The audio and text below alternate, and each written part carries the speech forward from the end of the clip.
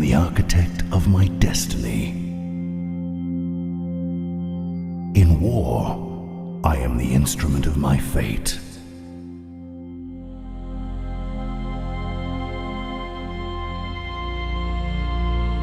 I am precise. I am driven. I am a fanatic.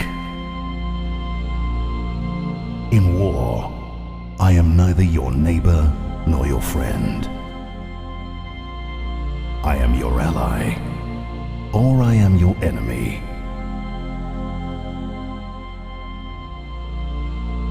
And once the trenches have been filled, the fog has cleared, and the rumble of warfare has turned to whispers.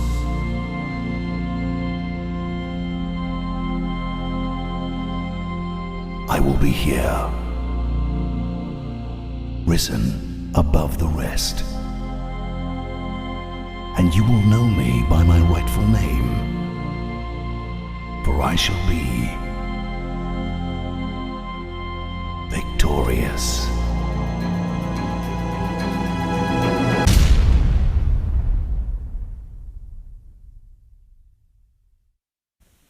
Good morning, ladies and gentlemen, and welcome to day 2 of the Dota 2 Masters DGL tournament here in the Ster-Kinekor headquarters in Sandton, powered by Telkom and Ster-Kinekor. I am Richard Demonic Schoberg. I am once again joined by Sean Prophecy Murrell, let me get it right, and Devin Hellbird with a capital D, Rigatti. And we've got plenty of action coming for you today. The first matchup is obviously going to be Aperture Gaming versus XTC in our third quarterfinal, and the final quarterfinal will be White Rabbit Gaming versus Veneration at 2 o'clock, and then our semi-final later on in the evening, which will be Carbon eSports versus Bravado Gaming.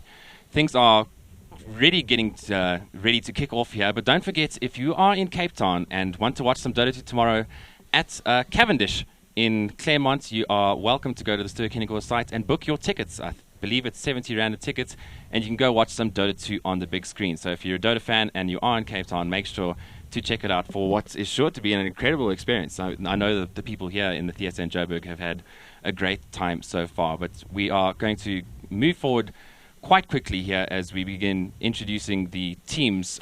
They are really getting ready to play. First up is going to be Aperture Gaming. They are driven to succeed, not only at the highest competitive level, but to redefine the gaming world with their core values of professionalism and respect. Formed at the end of 2013, they took first place in Battlefield in the 2014 DGC and secured their place in the DLG Premier Division. They have both demolished their rivals in the gaming arena and empowered new and inexperienced teams in the local gaming community. They are resolute, focused, formidable. This is clan leader Turnus Alpha Renji Low, and they are Aperture Gaming.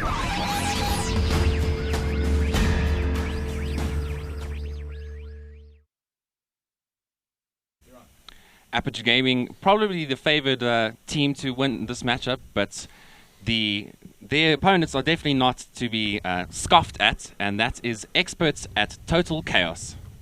For over 16 years, they have been on the front line of the eSports scene in South Africa. Created to conquer Quake, they expanded into Counter-Strike 1.6, taking first place at the 2001 Regional WCG to attend the main event in Seoul, Korea. They have evolved into a clan force to be reckoned with, have featured regularly in the DGL, and built successful divisions in Dota 2, Call of Duty, and Battlefield. In the end, they are here for one reason, and one reason only: to be the last clan standing. This is clan leader Mark Manimal Gazzard, and they are Xperts at Total Chaos.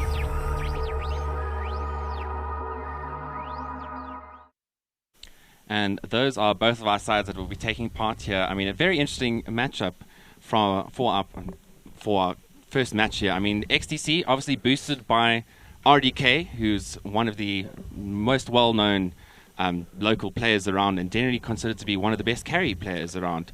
Devin, how do you feel that this match is going to play out today? Well, actually, Profs and I were chatting a little bit about it before the game started. or before the stream started. And I thought about it, and you have like someone like Don't Die. That's he's an excellent player. He's someone who can create a lot of space for his teammates. And you have arguably the single best carry in South Africa, sitting there busy, using up that space to become a nightmare for his opponents to deal with. And I was like, I think that might just be enough to beat APG here. And Prof's like, oh yeah, but they have to get through that man too. And obviously Adestam also is a very, very capable carry as well, and I would, in my opinion, arguably like the second best carry in South Africa, who generates his own space. I mean, I'm sort of stealing your words here, Prof. So great to you, but I totally agree, and I think that in that regard, it's going to be very interesting to see if that sort of Don't Die RDK combination can come online, or if it's going to be APG putting through, as I would say, they are more favoured to do so. Sean, we saw Drow Ranger be a prominent pick in the first two series. Having chatted to both these teams today, I don't think we're going to see a Drow today. It's not in their traditional wheelhouses, but I don't think there's any way that either of these teams are going to ignore it entirely. They'll either ban it just to prevent the opponents from getting it, or they'll pick it up themselves. More likely, I think we'll probably see Adestam picking up a Drow if it is picked. He does tend to play a little bit more of or have a wider pool on terms of what he does play more regularly. RDK, obviously, the Morphling is, I wouldn't say the be-all, end-all, but it certainly is one of the most terrifying heroes in the South African scene as a whole. And there's a lot of teams that, even if Morphling is like an absolutely terrible hero in the meta, it's just insta-banned because RDK getting that thing can extend a game 20 minutes and sometimes even, just blow you out of the water before you're even ready to deal with it. Yeah, I mean, for those of you at home that may have perhaps never heard of these players before, RDK was rated as one of the top 5 Morphling players in the world on Dota Buff. And speaking about the world, we have plenty of friends, both locally and internationally, here at the Telkom DGL. And we actually have a special message from one of them that we would like to play for you now. So let's see what he has to say. Welcome to the Telkom DGL Masters for Dota 2 at Ster-Kinekor.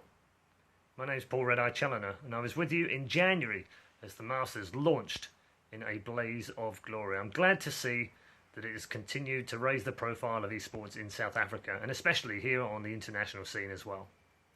I'm also thrilled to say that I'll be joining you for the Grand Finals in October. But until then, I'll be checking out your masterly moves via the live streaming that will be bringing us all of the action. Until then, all I have left to say is good luck and have fun. I'll see you in South Africa soon. Thank you, Paul, aka Red Eye, for that lovely message. And we personally can't wait to work with him in October at the actual Masters event. And it looks like the lobby is full. The coin toss is busy being had, so it looks like we're going to get underway fairly soon. One of the players that I definitely want to talk about is the Bob Yules Phalanx support combo coming out of APG. Yep. I mean, Bob Yules previously played for Carbon at the start of Leg 1, but has found a new and I find fairly comfortable home on the side of APG. Phalanx is also, I mean, the APG is they actually joke about it that the Phalanx feed is what they call it. But in terms of his support hero and his diversity, he's actually quite a scary player.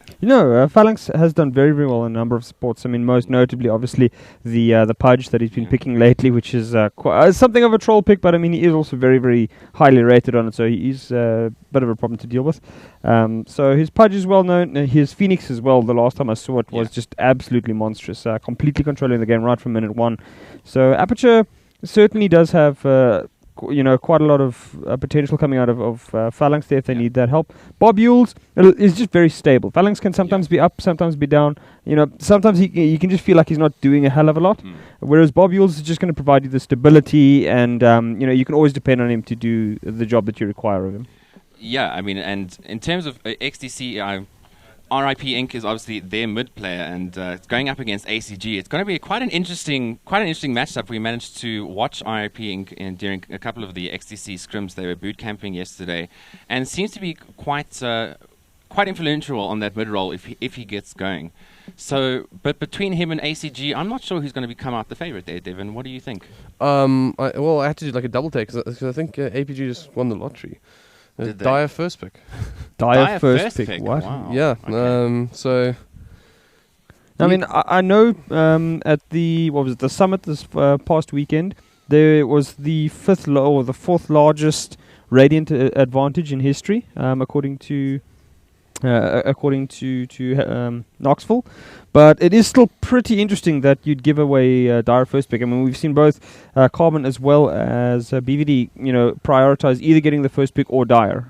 Yeah. And that's the thing. So to get both is pretty surprising that APG, as you said, pretty much won the lottery. I'm sure that APG were happy to be both on Dire and have that first pick. I mean, it opens plenty of opportunities for them and plenty of opportunities to perhaps get a nice composition to do the early rush. I mean, that's one of the reasons that you want to pick Dire in the first place. Well, yeah, I think the rush advantage is huge, but to me it's almost like maybe this is XC's plan. Like, APG is saying, what do we do with all these shinies? Yeah. So. Yeah, it's going to be pretty interesting. I don't think it's going to have a huge impact, to be perfectly honest. I think that obviously it's a very good setup for you. Once the game starts, then the game is what it is, right? So, assuming that APG don't get some sort of unreasonable advantage with this first pick Dire sort of start here, I think that it's going to be a very even matchup. Probably my pick of the first game so far. And with that, we are going to go into the draft. So I will take my lead from you two gentlemen, and I'll leave you in the capable hands of Hellbird and Prophecy as they take you through Aperture Gaming versus XTC.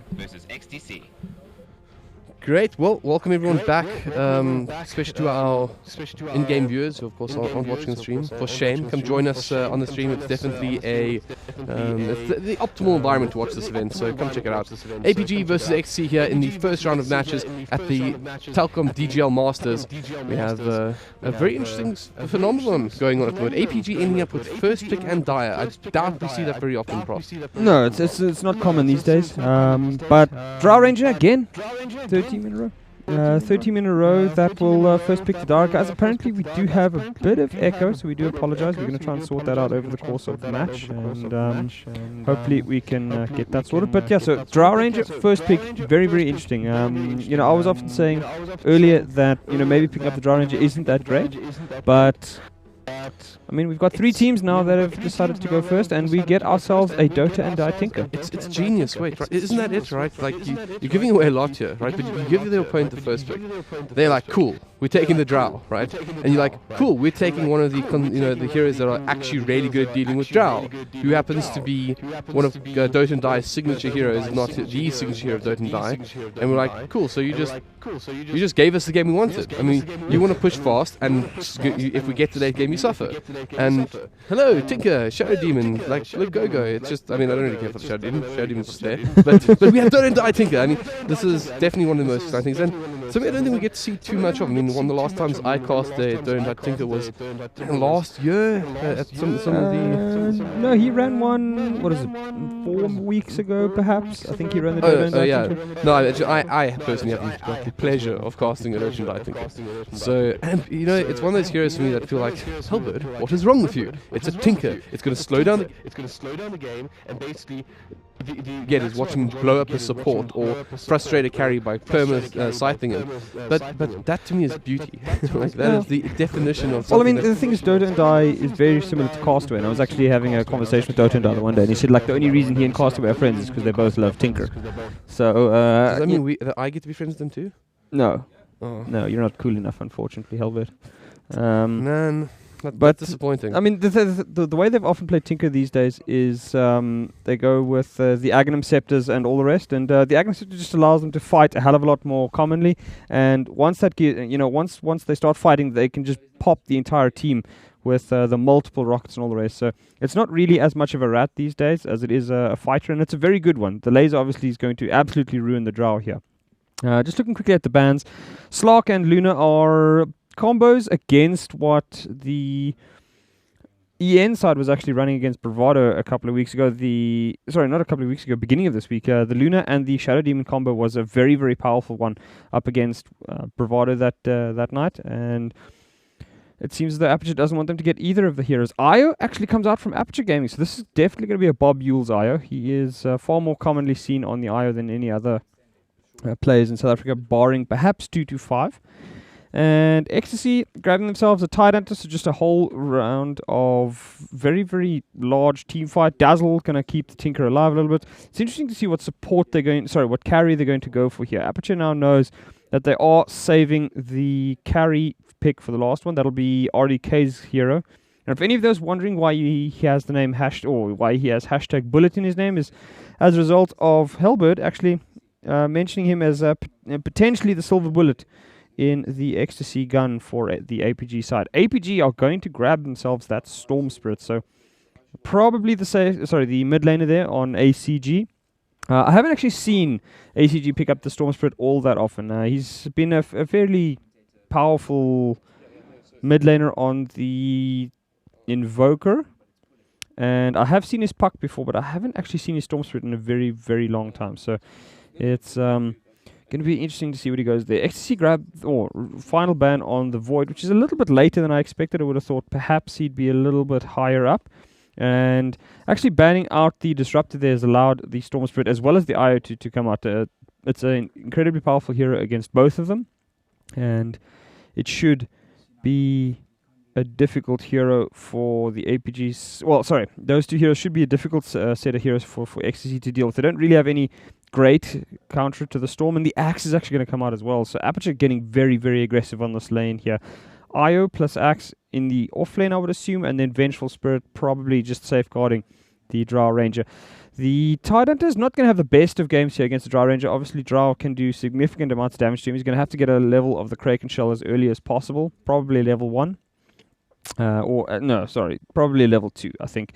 But doesn't really want to tangle with the Drow. She's going to be very, very potent if he has to constantly walk into range and walk out of range and all the rest. So,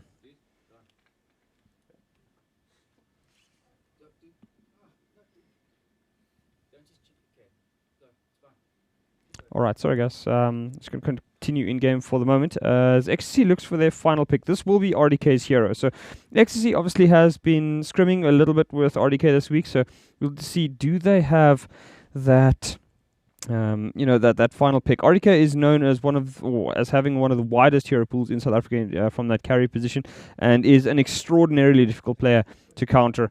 So, if they've got something that's an ultra late game, which is RDK style, he's very much a rice farmer in terms of carry players, and he will look to farm up before he gets ultra aggressive. And on some heroes he does get aggressive, but for the most part he likes to farm, and then he'll get involved a tiny bit later. So XTC looking for their final pick here. For all those on stream, we do apologize. We're just trying to sort out the echo at the moment.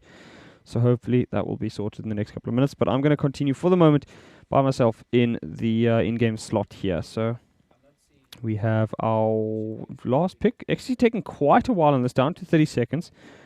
As they will get themselves the Morphling. So we have ourselves a signature RDK bullet, and that thing is going to be shotgunning everyone left, right, and center. There are some very, very dead supports, and quite likely a very dead Drow Ranger in this game on a number of occasions.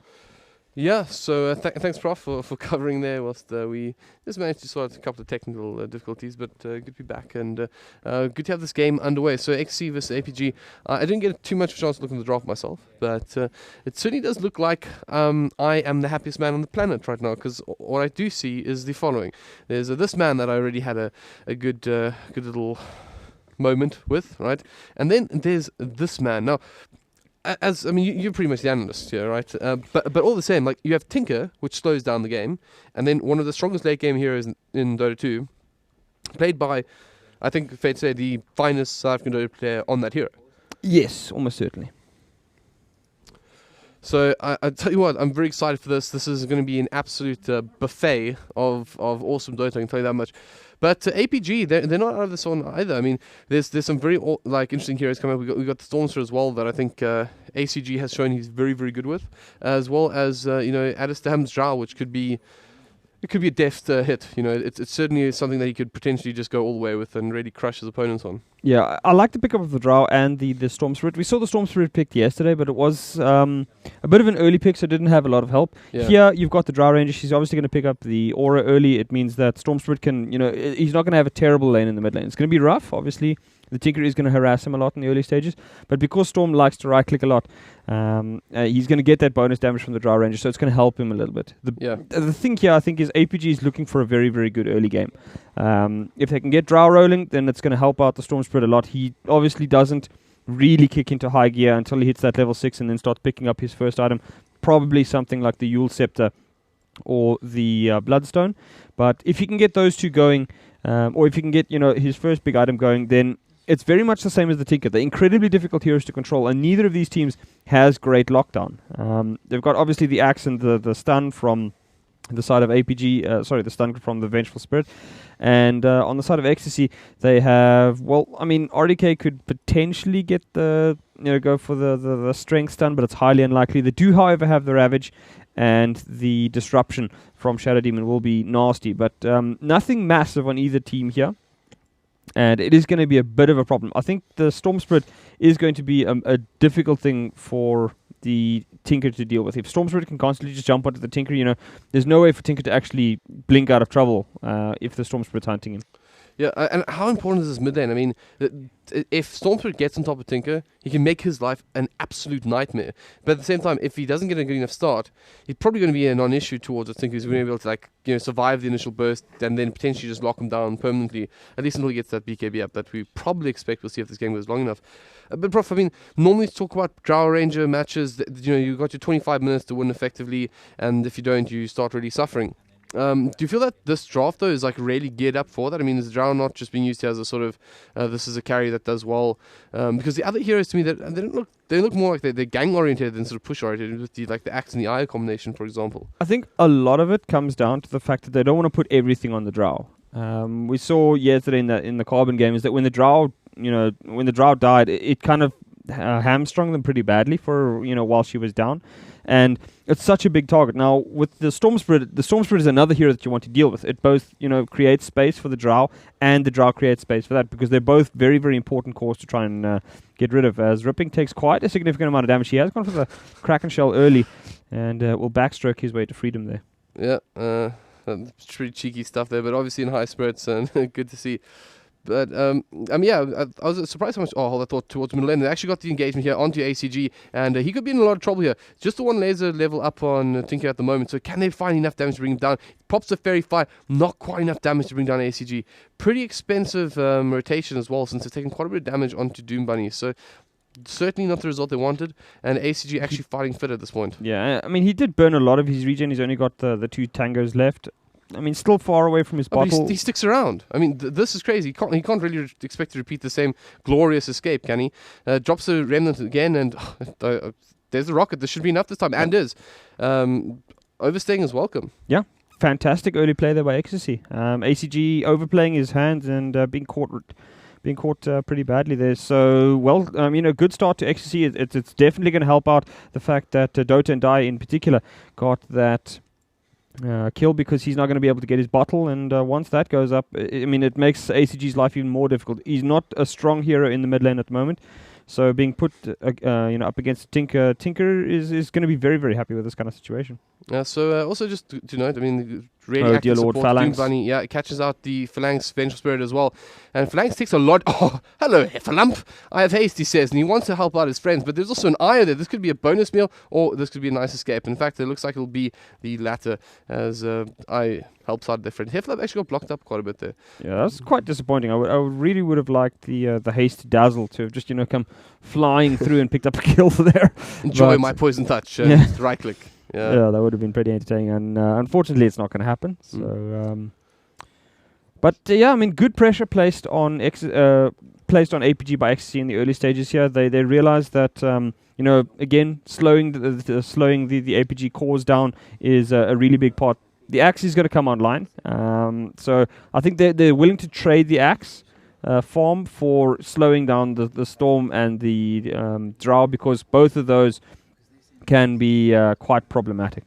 Yeah, but by the way, I also just want to make a comment. I've been watching, keeping an eye on this. There's actually a 3-stack already up on the Ancients here, so I assume it'll be Tide that'll take this out when he gets the opportunity. But great work by Doom Bunny. And one of the great things about that as well is he hasn't placed any wards in this little yellow box, which is why he's able to actually stack those.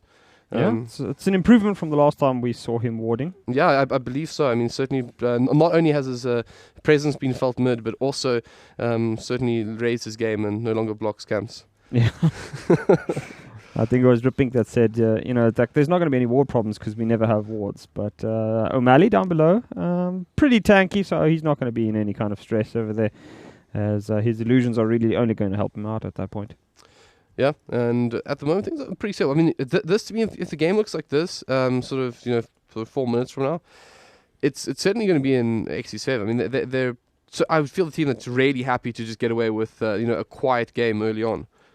Yeah, XCC will be much happier with a quiet game, as you say. They need to find farm on the Tinker. They obviously need to find farm on the Morphling. So get that early rotation in. Just make certain that you get the first blood. Maybe make another couple of rotations here and there, and just always keep APG on their toes. They're stacking camps as far as... Sorry, it's going to be APG keeping the side of XC on their toes. As Don't Die does get caught out. Does have that...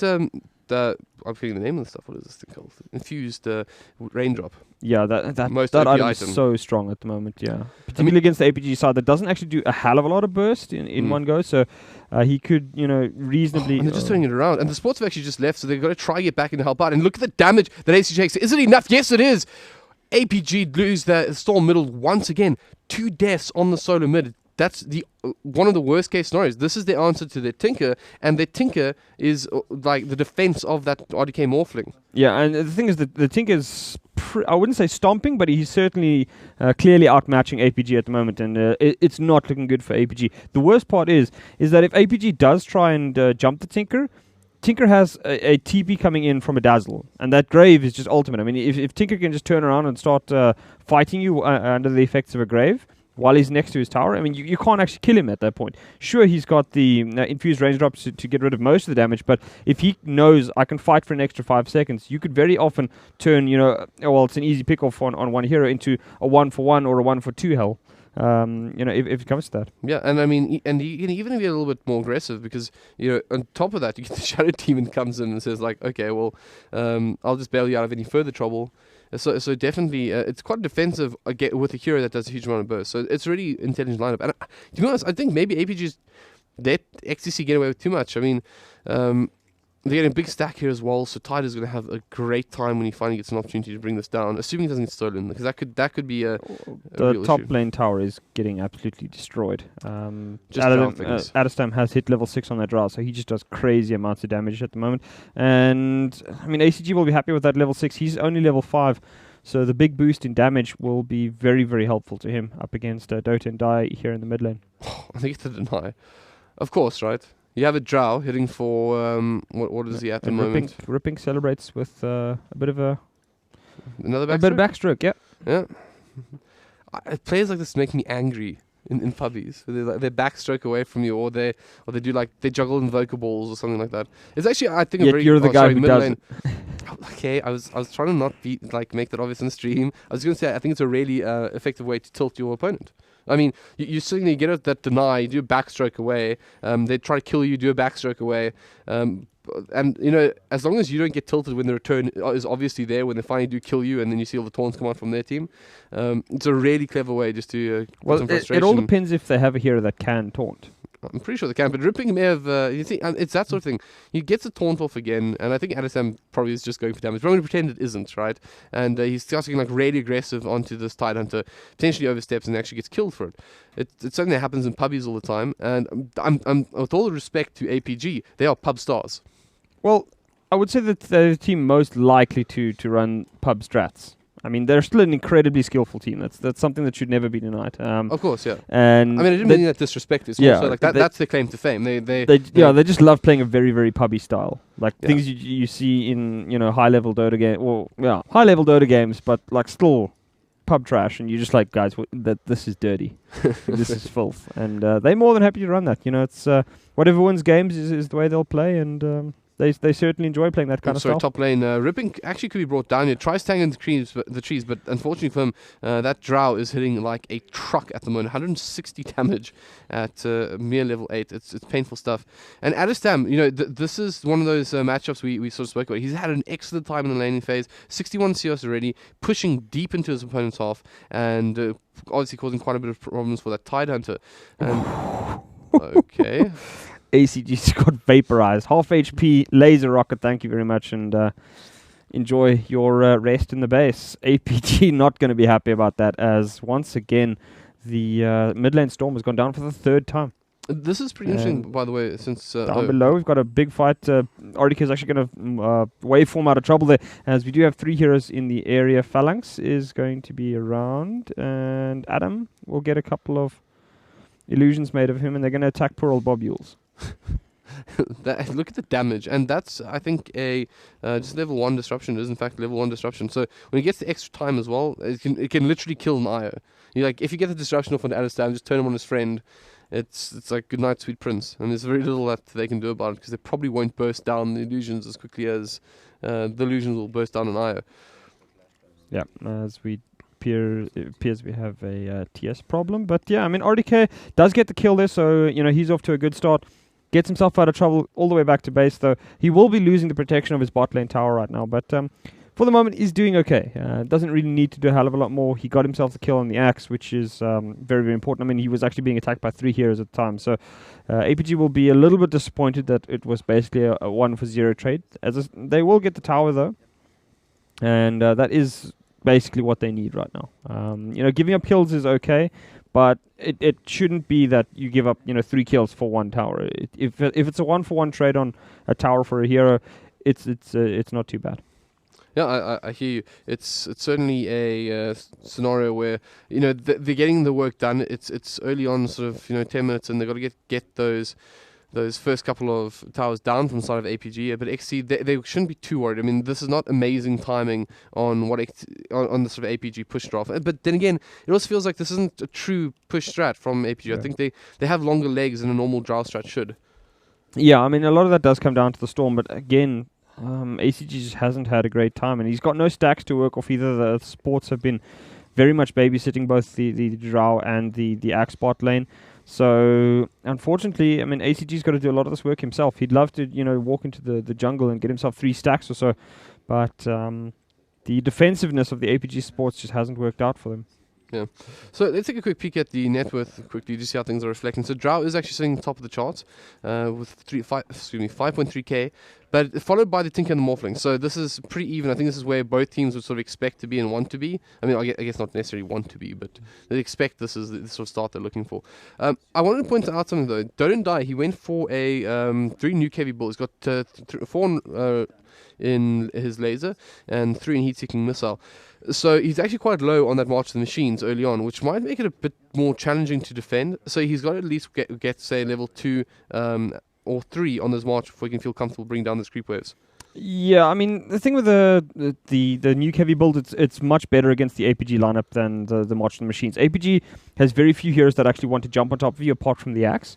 So you don't really need the March of the Machines. It's nice to clear waves, but again, APG doesn't really need creep waves there. They're going to be doing all of the damage from the heroes. It's not really a push strat in the traditional sense. It's really just Drow just wailing on your towers very, very quickly. So long as she's got 1 creep there, she'll be destroying your towers. So in that case, I don't see why he would have gone for anything more than 1 in the March of the Machines. There aren't really stacks in the jungle for him to take either, and he did well enough in the lane that I think it should be fine that he can get away with it. The nuke build, though, it's a way, as I said, of getting right on top of the Drow in particular, and the Storm Spirit as well. You can pop them, if you can pop those 2 heroes, that's pretty much all of APG's damage gone in the early stages of the fight. Do you think it's worth considering getting something like a fairly early, or like look to skip a common thing that I can get something like an Aghanim Scepter then? Yeah. Just pop up those rockets and forward. Aghanims is definitely going to be on the list. Maybe the second item after his Bloodstone, but it's definitely going to be on his menu as such. And then from APG, how did you deal with it? I mean, you put, this is my favorite, right? You get like a ton of blade mails, and then Tinker accidentally kills himself. Well, the biggest problem for APG here is that ideally you would counter that with something like a mechanism or a pipe, but they don't really have any heroes that want to buy those items. IO, I mean, sure, he wants to go for the mech, but he's very, very poor. Venge, not really that kind of hero, doesn't have the mana to sustain it. Drow, Axe and Storm Spirit don't want to even have a look at any of those 2 items. So APG does have quite a bit of problems right now in that the only real way of avoiding the burst damage that Tinker's going to be doing in the next, say, 10 minutes is to get a mech, and they don't have any heroes that want it. Yeah, fair enough. And I mean, even so, like mech to me doesn't seem sufficient. I mean, you're effectively cancelling out 1 sort of rotation of the rockets, which is like, of course, not to be underestimated.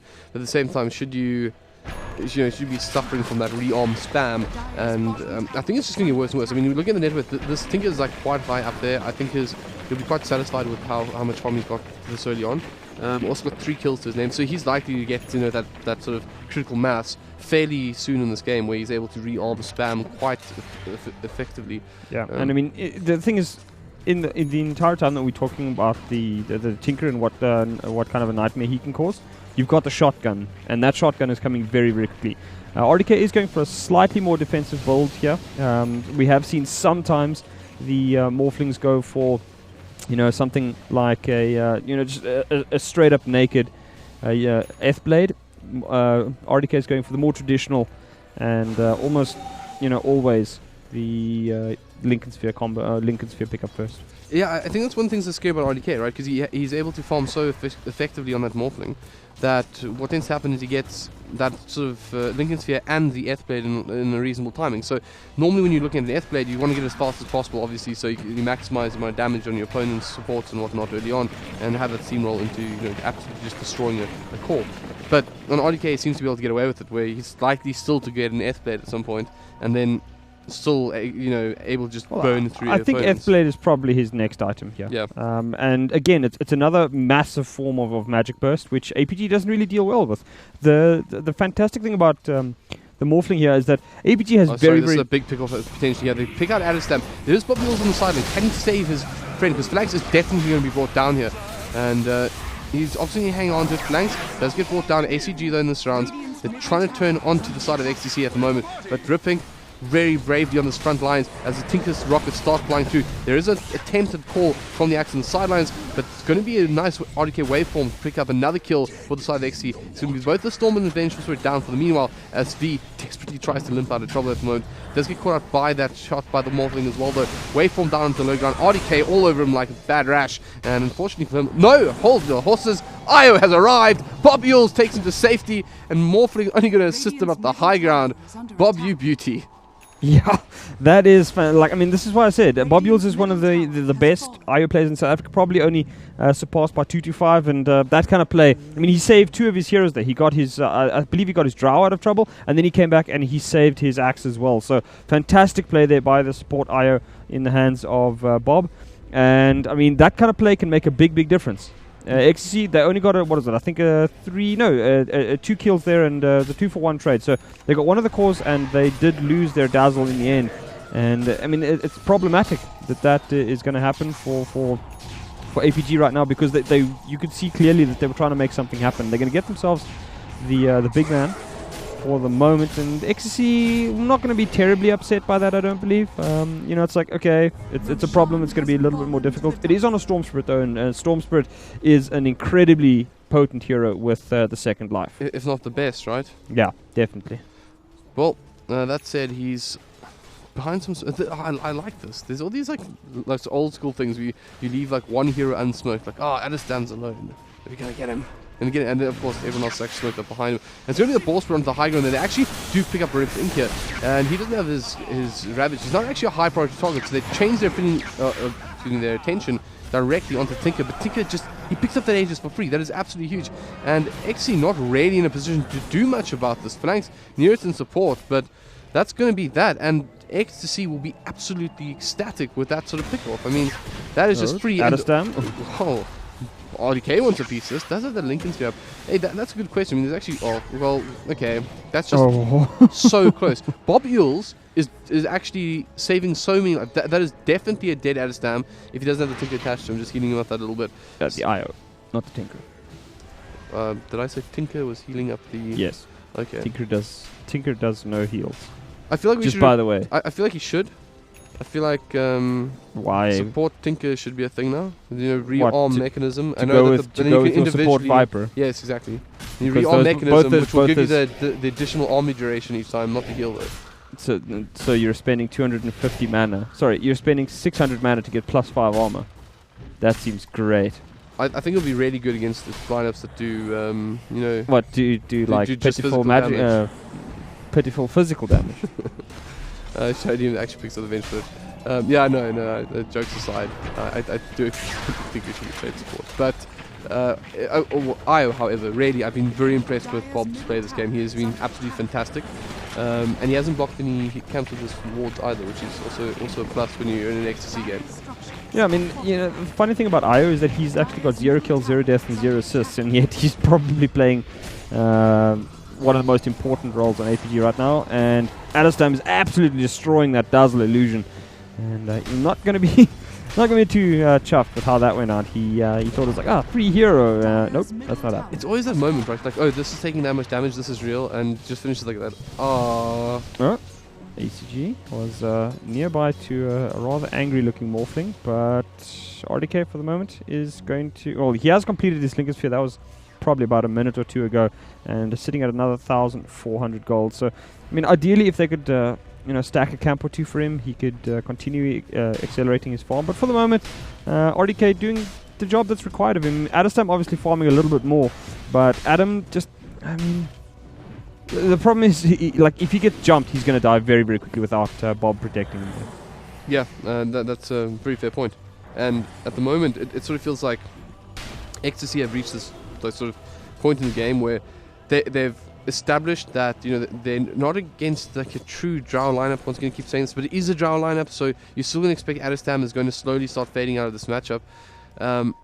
But at the same time, there's a 25-minute window that you're looking at. Maybe we call this a 30-minute window instead. They're 20 minutes in, and RDK is yet to come online, really. I mean, he's picked up his Ghost Step. He's operating with the Lincoln Sphere. Nothing offensive about this man just yet. And that's all going to change very, very soon. I mean, he's got the Ghost Scepter up. It's another 2,900 gold, and he's in business here. Oh wait, I think it's 3,000 nowadays. Yeah. Yeah, I mean, the biggest problem here is it's who's going to get to the big item first. I think Drow probably gets to her BKB before RDK completes the shotgun. If he doesn't, if Drow doesn't get to the BKB first, though, at least one death on the Drow if they take a fight in that period of time. Yeah, but I mean, even so, I think Morphling just blow up like the IO at this point, and I think that's like really useful since Bob was actually playing an excellent game at this point. So you blow up the IO, all of a sudden there's no 2 get out of jail free cards that he's offering to Axe and Drow as an example in the previous fight. Yeah, and I mean the thing about the Shadow Demon here is that even if they do physically jump onto a certain hero, if the Shadow Demon isn't in the area, Shadow Demon can really just drop the bubble. On the bottom lane, they're actually engaged onto RDK's Morphling here with the Axe, but he's all alone. RDK doesn't actually realize, stack directed, of course. IO brings Adestam himself to the bushes, but I don't think he can get out of there. Yeah, mistakes were made. Yeah, mistakes were made. Commentator's curse, man. You just shutting the man up, and that could have very easily gone very pear-shaped. Tinker was also coming to support. I think the reason why they jumped there was they didn't want to give away the fact that they were TPing in, because RDK would then just instantly waveform away. The problem was that they went a little bit. The angle at which the TP arrived was kind of blow your mind. Maybe it wasn't for RDK. Maybe they wanted the Tinker to come and blink into the tree line. Okay. Next level stuff. Tinker's pushed this area, right? Huh? What do Tinkers do? They blink into the tree line. But they rarely push down. He comes in to support his buddy and he blinks onto them. It would be amazing. No one has ever done that stuff. Come on. Enjoy life, this little prophecy. Not everything has to be for realsies. We can just pretend. Next level players where APG go wrong. We can just pretend. Pretend your Viper support is actually viable. I think we're hating a little bit too much on the Viper support, I'm not going to lie. I'm not hating on it, I'm just pointing out how dumb it is. These slams. And you'll see. One of these sides is going to pick up Viper support in this tournament, and you're just going to be sad when it does so well. Well, I mean, we are playing with APG. And we saw Phalanx Pudge support recently. Yeah. So just go speak to Phalanx, and I think maybe he'll do you the honor. Here's a Viper support. This is why it's bad. And then your dreams will be ruined. That would be a fantastic day. I'm pretty sure that if I didn't have the integrity that I do, I could convince one of these teams to pick up a Viper support. Just saying. But bottom lane, there's also some extra action going on as Axe limps out of trouble. He does have an angry RDK on his tail, but that's going to be that little tussle as the the bottom tower does start taking a little bit of a beating. At 22 minutes in, Adestam trying to support this tower, but I think this should go down. It's hard to find those master machines, and there are those morph illusions up. Are they going to be enough though, I guess is the real question. Yeah, they should be. They do pretty heavy amounts of damage, and the Shadow Demon will get the kill there. So Sorry, mid lane, there's a huge wall coming in from ACG. Gets the support from Iron. That's going to be a nice pick up onto the Tinker. That's great stuff. Should come at the cost of the RDK. Does give him the RDK. That really is a bullet right there. But certainly a trade that APG will be super satisfied with. yeah, I mean they lose the Tinker to Ecstasy, and that's really not what they want at this point in time. Tinker is not yet at that level where he's going to be an absolute monster. He looks like he's building towards Stop Wizardry. That's what is he building here? Dagon, perhaps? I mean, he does have an old talisman, and it does actually work quite nicely with the the rearm and whatnot. But it's very puppy stuff. I would have expected, something more like the Aghanim Scepter. Yeah, I mean, or even a Aghanim Scythe makes Device. the thing is, Aghanim Scepter makes you a lot more tanky. It doesn't require as much mana. I mean, certainly it's not as expensive as the, or it's a little bit more expensive than the Dagon at the start. But I would have thought that'd be a much better item all around than a Dagon.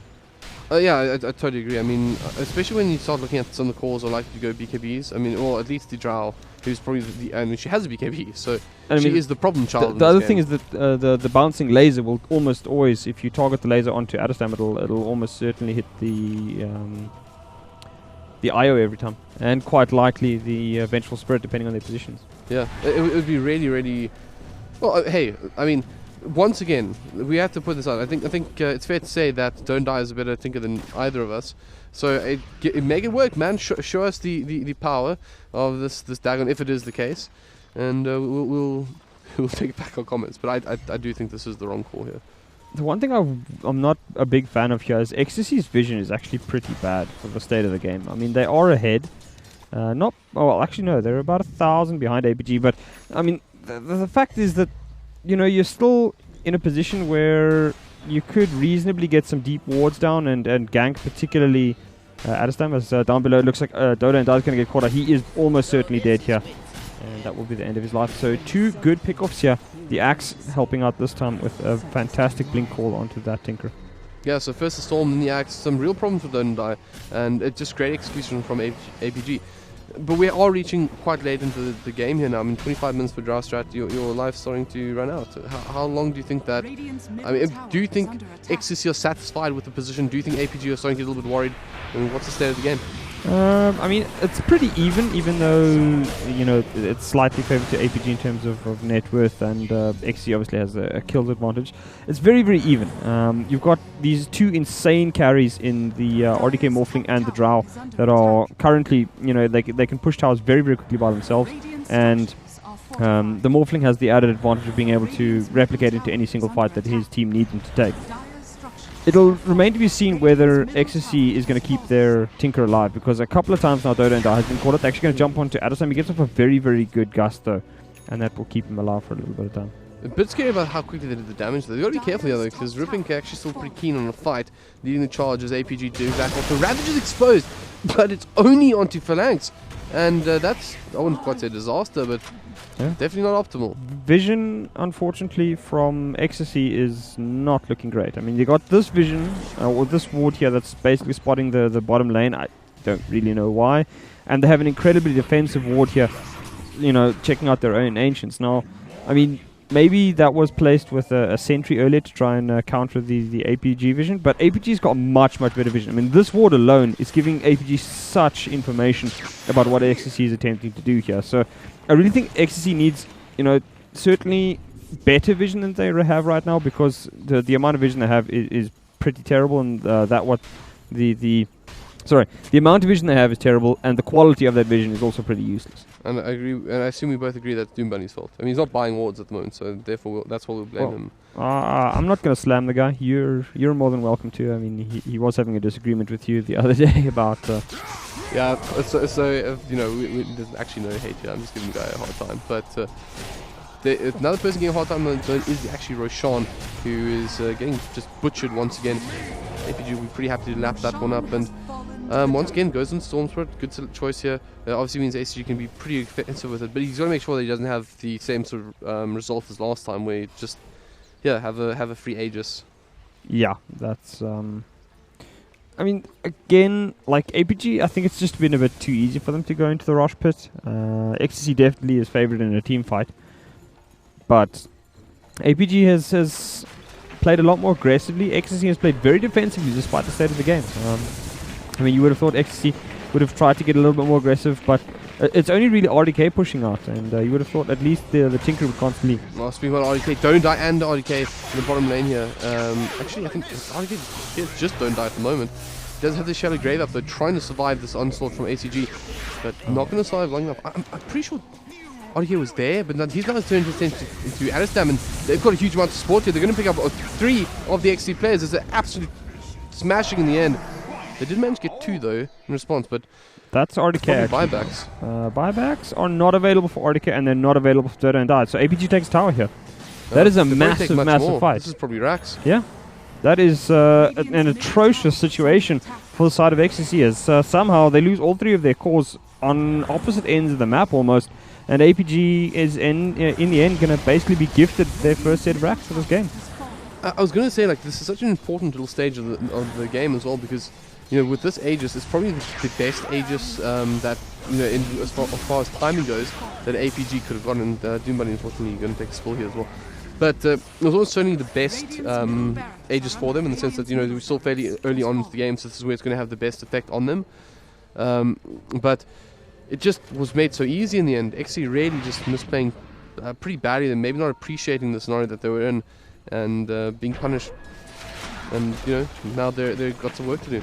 Yeah, they have a lot of work to do, those XCC. They got picked out way too easily. The silences coming out of APG is actually, ACG actually went for the Awkward Malevolence first, which has worked out very well. Great counter to the Tinker, great counter also to the Morphling. So APG has gotten themselves a pretty hefty advantage. It's about 10,000 now, and you can see the spike. They were hovering at about the 2,000 mark, and then all of a sudden those fights across the map, they have benefited them significantly, as APG looks to seal the game here in game 1. They're just going to need to probably take another set of racks, and XCC, well, they're going to fight for as long as they can, but I wonder if that is not maybe a crippling blow there to lose the mid racks like that and their 3 cores.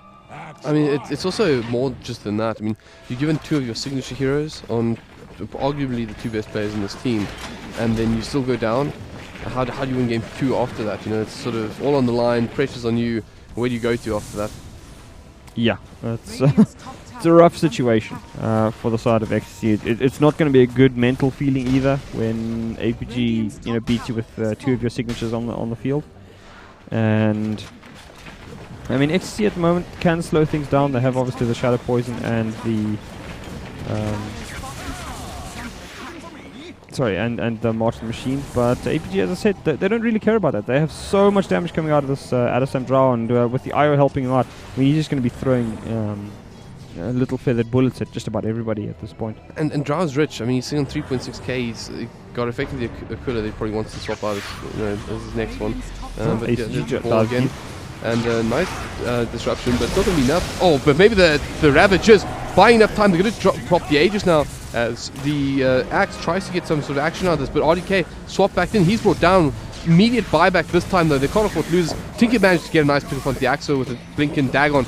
Once again, ripping on the front lines. He is not scared of anything, but Don't Die Never says welcome. Very low. Is brought down. RDK back in the fray. Can he make something of this? Get some damage off onto Adistam. He's got to try and bring him down. Currently that Ghost Step form, they can't finish the job. Finally do, and now Phalanx very low, gets caught up and brought down. But this is an expensive fight. Couple of buybacks, I believe, and it's on the 2 most important characters, the Morphling and the Tinker at this point. And if you take a look at that, although the exchange is technically in the favor of XTC, those buyback status are going to hurt, and the damage was done. The tier 3 is down, exposed racks, and even against the Drow, just as the game progresses, you want to push forward, he could just potentially be in that lane, having a little poke, and potentially before you even can react, you're down a pair of racks. Yeah, APG misplayed that pretty heavily though. ACG jumped diving very deep, thinking that he had the axe for safety, but again, misplayed on the decision to jump in there. Tyrant actually got a very good Ravage. I mean, you'd probably want to get more heroes in it, but given the situation that his team was under pressure, setting up those 2 kills, they popped the Aegis very quickly. The Axe went down soon afterwards, and that was most of XTC's control for that fight gone. And once, APG's control for that fight gone, and once that's happened, XTC could fight reasonably well. Drow still doing serious amounts of damage, taking out RDK. And APG, as much as they lost, they still have a window of time. That middle racks and the exposed racks in the top lane now. I see Storm having a big ball in. He actually go on in the end. It was a couple of people, and they came with the gem as well. It's just not looking good for XC. APG have really done an excellent job at just, I don't know, sort of owning the sort of mid stages to late stage of this game. It looked like it was, going to be an ecstasy to hold out, but man, maybe just underestimating the drama. Maybe this hero just lasts longer than it's supposed to with new Agnums. Yeah, but I mean, again, just look at the vision that Ecstasy has. This one, that's an okay award for the state of the game, but like they had a ward over here in the jungle. Like, what is that ward doing at any point in time? Like, I just don't understand. Well, unfortunately, what's not doing is helping the racks. The melee racks almost already brought down. Advertised managed to pop the BKB. I think so close to bring him down. Tinker tosses out the rocks on the side. They're going to get the disruption off into the axe as well. As Venus in the low ground, just waiting to see if he can save a buddy. Might have to do so as he gets very low. RDK goes in, does manage to pick up the kill as well. APG pushed back this time, but it's not. Oh, Alpha Stack directed. Might be a little bit more. Pick up the Vengeful Spirit. So there's a nice little token gesture as well. I was going to say not really a huge push in the sense that they just lose the axe, one core, no big deal. But it looks a little bit better when you get the little tasty support on the side as well. Yeah, it definitely is a good feeling there for XC. They get the 2 kills. APG once again denied access to the base, and APG I think probably will wait around for that Rosh before they really make the next attempt at the high ground. They will, however, have a Storm Spirit with what could likely be a Sheep Stick, and once he's got that Sheep Stick out, it's going to be in even more trouble for the Tinker. I just want to point out, and they had a gem and it's been dropped, and I think they're actually been pinged out. The gem is actually doesn't really want to drop anything for it. Okay, yeah, it's not sure. Well, yeah, I mean probably the best thing you could do there. But yeah, he's doing a courier as well. It's Christmas for ACG right now, and that's quite frustrating because I was going to say, like, one of the issues that actually have at the moment are these wards sitting inside their base at the moment, and even this one up the high ground is providing a lot of vision of what exactly XC are doing, and it's one of the things, you watch them walk out the blocks, you have a very good idea of what their plan is, and I think they need to just get a nice little sentry here, get rid of this ward, another one towards the middle lane here, and get rid of this ward here. And although they may seem like I call them like poor man's towers. It gives you some sort of that base sort of safety net that you used to have, and it just comes pretty cheap in the end. But if you don't do it, these scenarios sort of play out. And I mean, if you just take a peek at the actual vision at the moment that is in the space. APG knows a hell of a lot more what XC is doing. I mean, this if you look at the minimap, it's probably the best way to describe it. But minimap at the moment, if you look at that, that's the vision that XC are working with, and this is the crazy F3. Yeah, F3. There we go. That's the vision that we're working with for APG at the moment. So it's it's completely different. It's chalk and cheese. The one team knows everything. The other team has very limited information. They're playing in the dark. Yeah, and I mean that's just why I'm complaining here, is that XTC's vision just hasn't been great this game. They've had wards, but like the wards haven't done a hell of a lot. APG on the other hand, they love these deep wards. You'll often see that Adestam will push out the top lane, and you'll have a ward on this area over here, or you'll have a ward. You'll have a ward over there. Or you'll have a ward over here, just spotting any sort of rotation, so that if as soon as they move past there, he knows instantly, okay, I need to get out of here. And XC just haven't done that. You need to have those kinds of wards, particularly early on, when your Tinker can get caught out, or when your Morphling can get caught out, because there's a lot of silences for both these heroes, which are difficult for them to deal with. And as soon as they don't have that forewarning and they get caught out, it's the end of the road for them. And when they get picked off, it just shuts down any ability for your team to split push or even to team fight correctly. Yep. So it's certainly something that XC need to look at, and maybe something that could have been like a turning point for them. I think maybe if they were to sort of resolve this towards the next game, it'll certainly be more helpful. It's just, once again, just taking a look at that that sort of difference in vision is just it's so crazy. Yeah, it's so difficult to play in that scenario. But hopefully, I think you're an XC fan. We'll see some really good holds from XC all the same. I mean, one thing they do have is a couple of wards that are giving them vision outside of their base. So they should be able to see some of the engagement. There's obviously this one here, which is pretty... like this one I'm pretty happy with. Obviously, does give a fair amount of vision into the lane and show what's going on. But, like, not a lot more else to talk about, I guess. Yeah, well, they did just drop this ward over here. Sorry, that one, they dropped that one. Like, but again, I mean, look at APG's warding. They know exactly. So they see RDK down there. They don't. Okay, they've had their ward. They still got the top lane ward there. Yeah. So they know when the APG or when the XCC heroes are in their base. So they know how far they can push before retreating, and that is invaluable information when you can just split push almost. Well, I mean, for example, you know, Tidehunter could potentially sort of stick himself in this sort of position over here, in the tree line, there's a huge storm ball going through in the middle. We'll get this disruption off. Does manage to pick up into a ripping Tidehunter, and that has actually bought him enough time to pick up the range Drax. Now, XC have to defend. This is such a critical time for them, but they just can't catch him at the moment. ACG, once again, ball lightning's back towards safety where his team is waiting, and the only real good news of that whole thing is that the ward has expired, so at least it'll be a little bit easier to, you know, hide your position at this point. Yeah, I think they actually counter-warded it. They countered the ward. Oh yeah, you're right. But it was, you know, I was actually watching it before because it was about to expire, so it pretty much got its full duration out. And yeah, I mean, the vision it provided was more than enough for its duration. I guess what they could sort of hope for, I mean, hold that thought, because RDK does go into AC, does a lot of damage, but he gets caught by the axe. He's trying desperately to survive. Tinker's coming into support at the moment in the back line. Tidehunter's there, but he's just too late. Pops the Ravage anyways. Can they do anything of this? I just think this is a throw. I mean, Teflon pulled back and deleted from the game, and there's just not a lot to defend with at the moment. ACG turns on Doom Bunny, should bring him down, does bring him down. Ripping, he's on the back foot now as well, being butchered by the Drow Ranger. Tinker manages to pick up the kill on the ACG, but that is just a Aegis charge at the moment that he's used up, and they've picked up the racks. ACG on the front lines will actually fall now, finally burst down, but the side of APG got what they came for, and once again, it wasn't very expensive, and now with just one rack standing, XTC are, unfortunately, even though they might be the guy with the hashtag bullet, are facing down the barrel of a gun. Yeah, and unfortunately, again, XTC taking a dodgy fight, APG counter-initiating there. Sorry, RDK can't go alone there under any circumstances. We could see that the Tinker's trying to help him, but RDK has no method of controlling the whole of APG. If you're going to dive like that, you need to have somebody that's either going to save you, like the Shadow Demon, or you need somebody that's going to provide a lockdown, like the Tidehunter. Both of those nowhere to be seen until after RDK had already died. And once that situation occurs, I mean, APG, as soon as they kill off the Morph, it's go time. There's nothing that XCC can do to stop APG once they've lost their two big damage cores. Yeah, and he did expend his buyback in the last fight, so if he dies now, that's pretty much the game. It's just it's a little bit of a pity, because I feel like XC played really well until a point, and they just stopped. Yeah, like the first 15 minutes were good. They really got on top of APG. They're never really too far ahead that APG wasn't able to pull it back.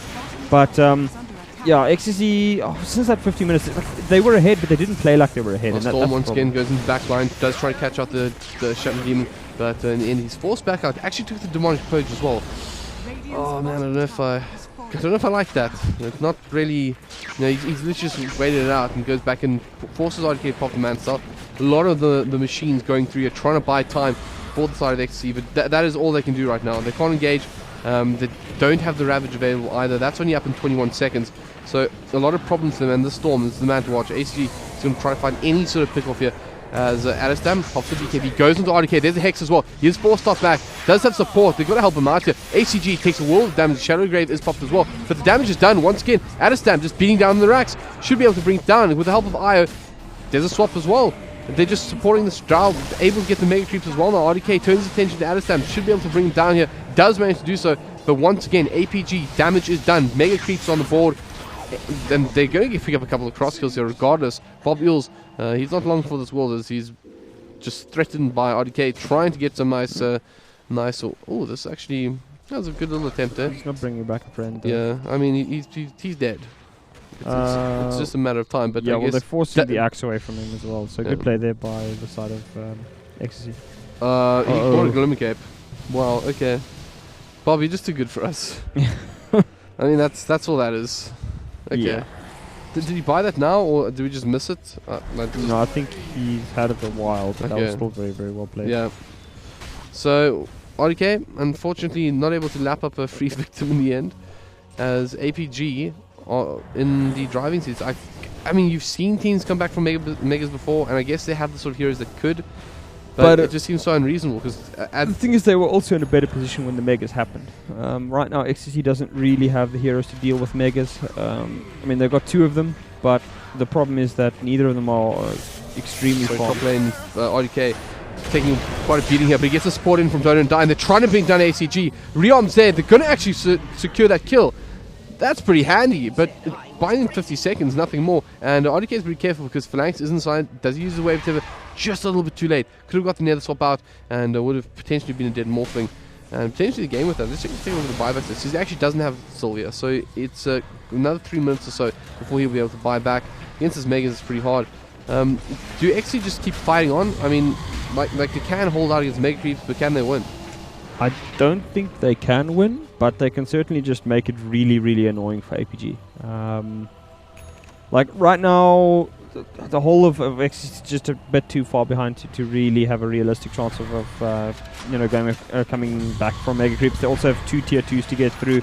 So I mean, if they do, this is another 50 minutes on top of this game already. So and that is highly unlikely. They cannot push all 3 lanes at once. So they're always going to be at risk of the Ninja Turtle strat here if APG really feels like ratting it out. I think the biggest sort of, I guess, opportunity for them would be that if Adestam continues sort of focusing structures, and they manage to fight, or effectively ignoring him, and then kill everybody else, then kill Adestam a couple of times whilst he's bringing down these towers, and hope that they still have an Ancient remaining when they've garnered enough of a lead to actually pose a real threat to APG at this point. But this is one of those games, and we're just sort of like, you didn't have to be in this position. Like, you made a couple of poor decisions, and you've been punished so heavily for it that, imagine at this point we'd had all the racks standing for the side of the XC. It would look like a different game entirely, I mean, obviously, but at the same time you would sort of feel that with the items that they have and whatnot, that they would be in a very good position to win the whole thing. I mean, a lot of that does come down to the fact that XTC wasn't able to force their advantage. A lot of it came down to the fact that they played very defensively. A lot of that also came down to the fact that APG was spectacular in getting their cores out of bad situations. Obviously, the Storm Spirit did suffer a bit in the early stages, but Adestam, he's died, twice, and both of those have been when they're taking racks as well afterwards. So it really has, it's a big check to put against Bob Yule's name, because those early game saves on his IO made a massive difference in terms of APG, cutting their losses to an extent that it didn't end up crippling them, because XTC wins a 5-man wipe. That becomes a hell of a lot more difficult for APG to win, because they have no way of defending towers at that point, and XTC could reliably just take the buildings out. So the fact that Drow in particular survived that fight in the jungle early there as a result of Bob TPing him out of trouble was massive in the greater scheme of things. Yeah, I couldn't agree more. I think the disco ball is probably also the MVP in this regard. I mean, the little bubble of fun. Yeah, I doesn't have a turn rate. I think that's an amazing, arbitrary fact. But how would it have a turn rate? Because it is essentially a sentient ball of light. But I feel maybe you should have like a starting thing. Like he sort of, as he starts rolling, he doesn't even roll. I think he hovers. But just watch him. If he turns around, you'll notice he doesn't have a turn rate. Just I know that. Yeah. But maybe others don't. It's not all about you. Come on. Anyways, enough of our nonsense. I think that at the moment though, APG this is almost like an odd position for them, because you're playing Drow strat, but now all of a sudden you have no time pressure. Yeah. So like cool. It's just. Well, I mean, to be fair, Adam is pretty much 7 slotted at this stage. He could reasonably upgrade the boots, and I mean, depending on what he would like to do, maybe swap out the Mjolnir for a bit more damage in terms of a crit, perhaps. But or even otherwise, something that gives him a bit more survivability, like same attack like an AC. No, he's got more than a survivability as it is. He's got BKB and a Satanic. What's going to kill him? He pops BKB and right clicks, and everything dies. Fair enough. He could become effectively the Wall of Jericho or something like that. Sort of.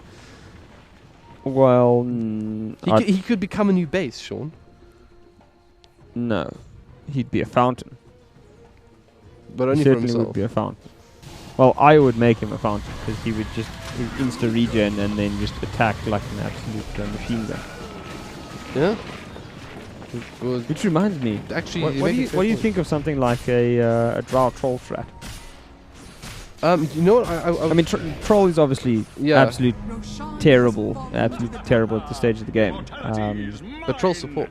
No, let's get off your ridiculous support No. assumptions. I think that, to be perfectly honest, I think something like an IO is. I'd actually be more interested to see something that is on the sense of grain, but more so like with like a.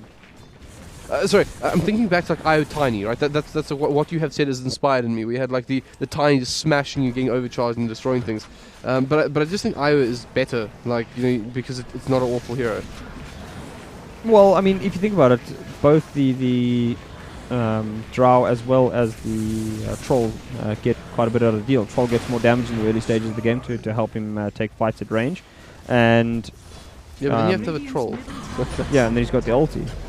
I know. Imagine fighting a troll-empowered drow. That would be yeah. that would be pretty full. But speaking team of which, fight. it looks kind of like there is a troll on the map, because at the way Adestam is just firing at, you know, ridiculous speeds at the moment. Adestam just deleting RDK at this point, but RDK also has his own satanic versus satanic matchup. Well, the Ravage is there, it's going to help out one of them. RDK turns his attention onto Adestam once more and does manage to pick up the kill, but the buyback is immediate phalanx. But this is not a fight you want, buddy.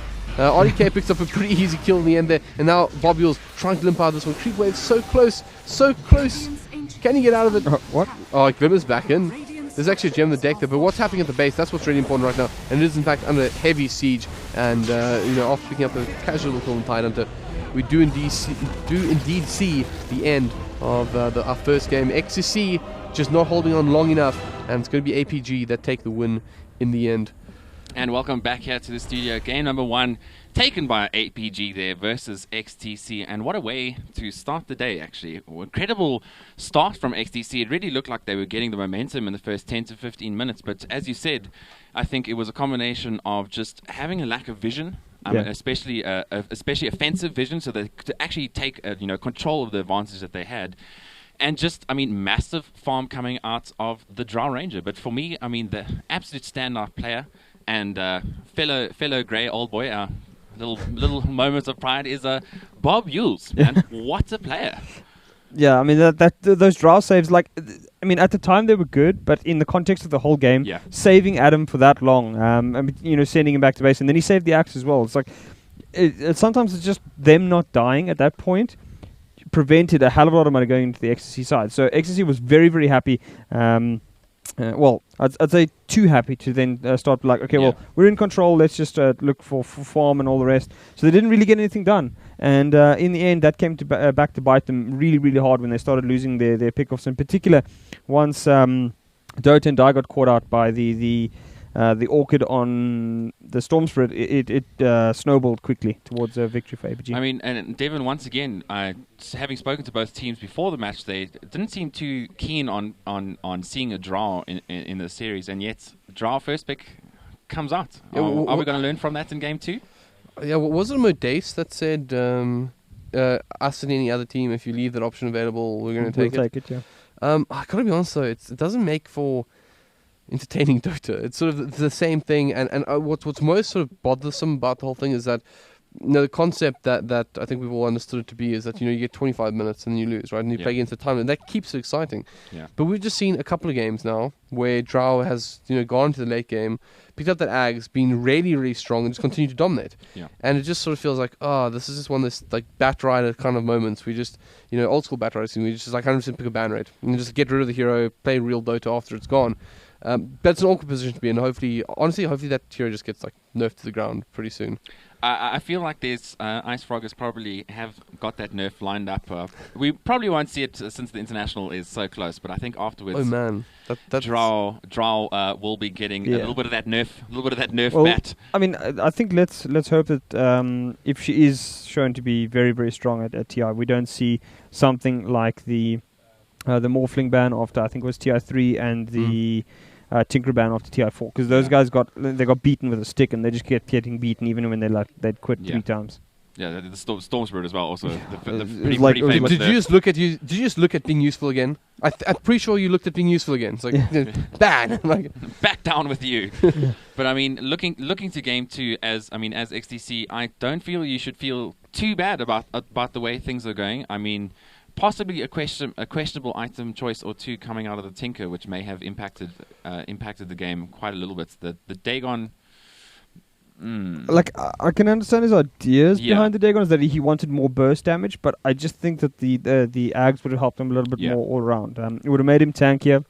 And I do think he probably needed a BKB at some point. The problem was that by the time he realized he needed the BKB, APG was then starting to roll. And no matter how much he farmed at that point, the BKB wasn't really going to help him because he would never really get close to it. Yeah, I mean, it's also interesting to note that generally back in the day, you would actually see a Tinker go something like a Manta style, especially when you had something on, like a Storm on the other side. Because once the Orchids gets popped, there's either Tinker dead or you have to do something about it. So which was one of your answers was either the Manta style, which you can refresh and constantly keep up, which also helps with, if they happen to, for instance, replicate a Drow Ranger and get that damage aura that could have helped keep the base open, or something like a BKB. They often swap it out on the courier just as a Tinker. So I feel like he had some questionable choices there, but ACG, tough start of that Storm Spirit. Yeah. No, that was brutal, and it was very, very well played actually by XC to shut him down. They realized that they could either target the Drow or they could target the Storm Spirit. So they targeted the hero that would become more of a problem, they felt. And, 3 kills in the laning stage, that's pretty much the lane 1. And Tinker used that to buy them enough time, but then, as we said, they just didn't take full advantage of it. I mean, and APG obviously must be feeling happy about their win there. It was pretty smooth sailing for them after the first 10 to 15 minutes, and I must say that they actually did the rush timings really well. Once they felt like they were in a comfortable enough position to rush, they immediately took it and took it quickly, and they took advantages off that.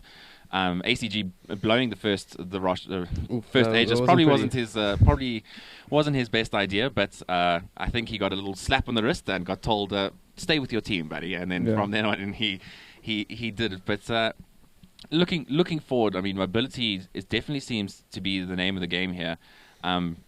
What do you think we're going to see coming out in game 2? I'm still hoping for that Beastmaster pick. It must be said. Didn't get Beastmaster. My support Viper, your Beastmaster. It's just not going to happen. I think we can chat a little bit about that during the actual drafting phase. But what I'm more concerned about regarding drafts is where do you go to now? You've had your Tinker, you've had your Morphling in one game. Right, those heroes do work nicely to get in theory because the one's going to delay, the other's going to get that time to farm, and obviously you have the space generated for him. You get into a 40-minute game against a Drow. I think they took their first racks like 27 or 28 minutes, whatnot. Second one was beyond 30. So no, it was after that. It was it was it was 28 minutes or something like that. Yeah. So you had the expected sort of time slot to get up and running. And you had the sort of advantage technique. I'm not feeling it, man. Like, I don't feel like this is true. Like, I feel like we're saying something about Drow that is no longer true. It's supposed to be a 25-minute hero. Yeah. But I don't feel like it is. Well, because it's doing well and winning. If you listen to it, I think it was the finals of the Summit 5 where they had Misery and Kiriki on the couch. Kiriki said that, Drow Ranger, you either want to finish in 30 or you want to finish in about 70 because he has his middle game can fade off quite badly, but then with the addition of that Argonaup Scepter actually makes him extremely powerful in the late game, especially since his orbs tend to hit three targets. Three targets. So, I mean, and it's exactly what I think happened here. They knew that their mid game. That's probably why they relaxed a little bit and just made sure that the Drow had enough of a gold advantage against both the Morphling and the Tinker, so that when it came to hitting buildings, it was quick and decisive. Yeah. Well, I mean, hopefully Drow gets banned off the restore. I'm really tired of seeing that hero. And more Tinkers and Morphlings, though. Yeah, I'd certainly like to see more Morphlings. But there haven't been many players using it. I know Chidawi actually used it 2 weeks ago, which was quite a surprise since it wasn't a hero that we thought he would play at any point really. Yeah. As XTC, just following on from that, do you say, cool, I mean, the Morphling did well, but unfortunately the draw was just a bit too much for us. So let's ban draw and stay on our comfort heroes, maybe pick the Morphling again in Game 2? I mean, it is RDK's favorite, and we know that he's good on that hero. Yeah, look, I mean, something we didn't really say too much about, which I think deserves mention, is that they actually had really good heroes against Tinker and Morphling. Yeah. You know, so they kind of let them have these good heroes, but they're sort of like, well, these are comfort heroes. We're used to this stuff. So maybe go back to them, but ban out some of the heroes that are very good against you. I mean, I think the dramas just go like never again ever. Probably don't let your opponents have die first pick. You know, also probably a little bit of a helpful start. The fact that Ecstasy never even saw a single Rosh, like they didn't even attempt to stop it because they never knew about it.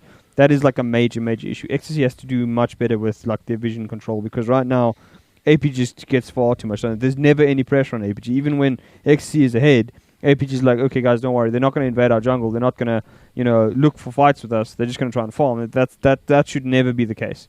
I know that the XTC players have given us a little bit of beef, especially Devon, because you've commented on their wards in the past. But I feel like it actually was a really important factor this game, and justified. Exactly, perfectly justified. Because I mean, as Prophecy pointed out, they had wards in the Radiant jungle doing absolutely nothing. I mean, they were providing no vision whatsoever. If they decided rather to just either smoke out, maybe get 1 or 2 offensive wards so they can see them coming into the lane, see their river movement, something like that, see when they're going into the Rosh pits. I mean, these are like critical wards and generally key places that you are trying to keep your vision. And here's the thing, and I'm going to say this, and I'm probably going to get like the prof stares coming. Like, watch this face, right? Yeah.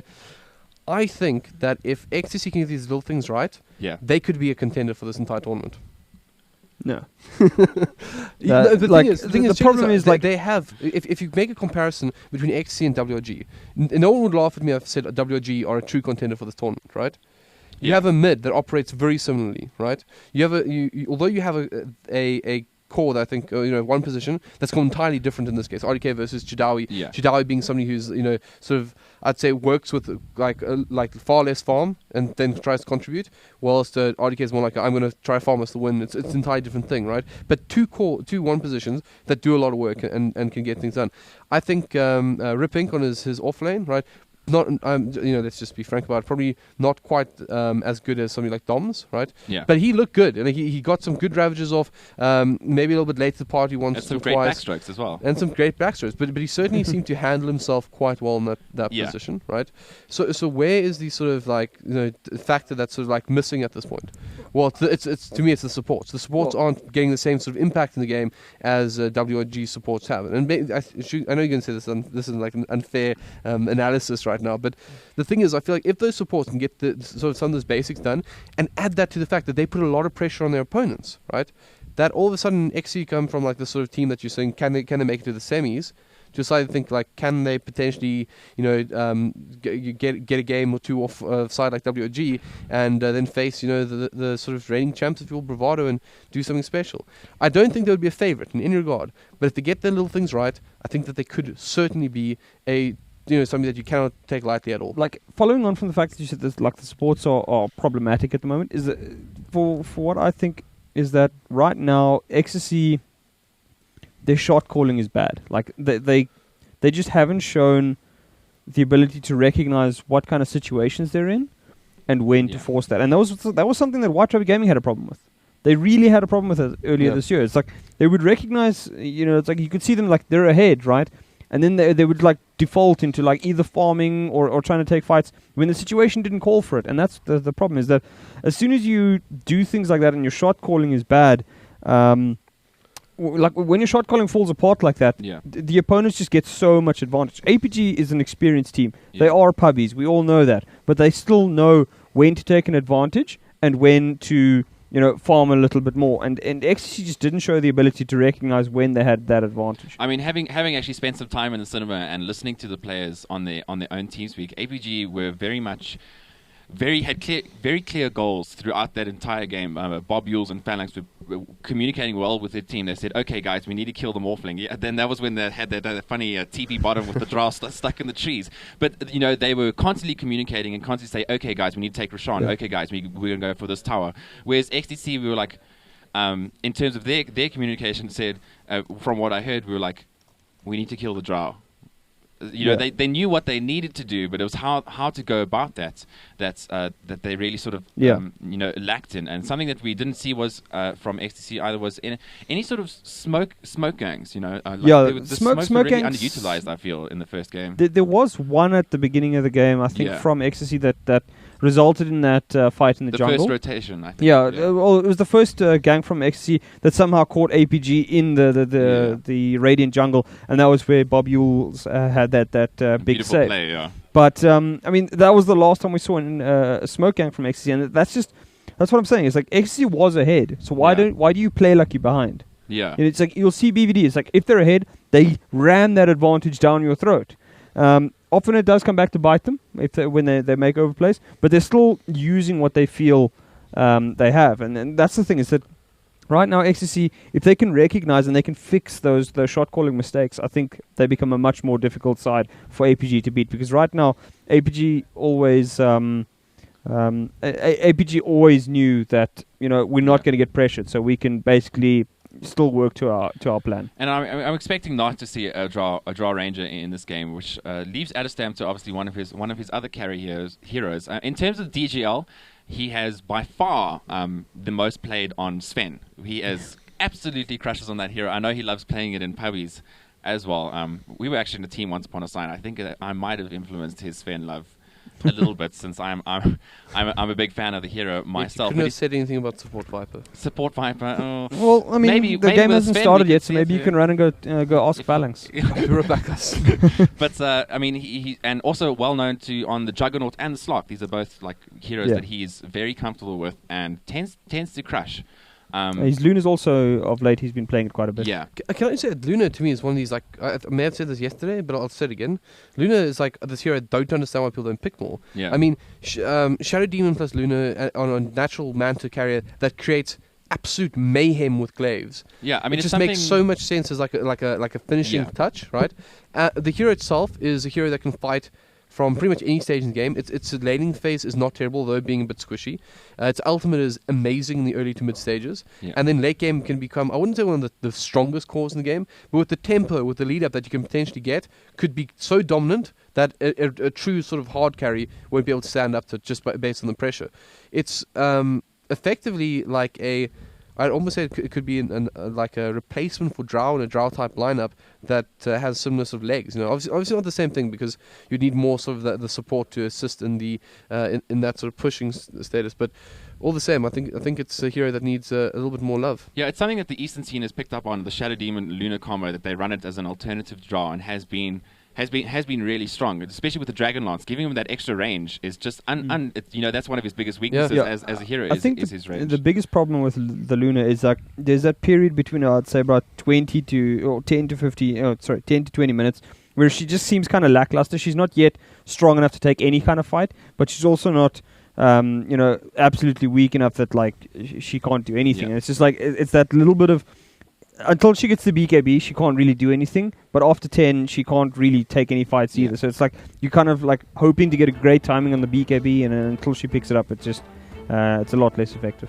And with that, I am going to take my leave once more and leave you in the capable hands of Prophecy and Hellword for game number 2 of Aperture Gaming versus XTC. Good luck, lads. Cheers. Bye-bye, Demonic. And hello to all in-the-game viewers. Once again, please do join us on the stream. I think this entire event is optimized for it, and we'd love to have you there.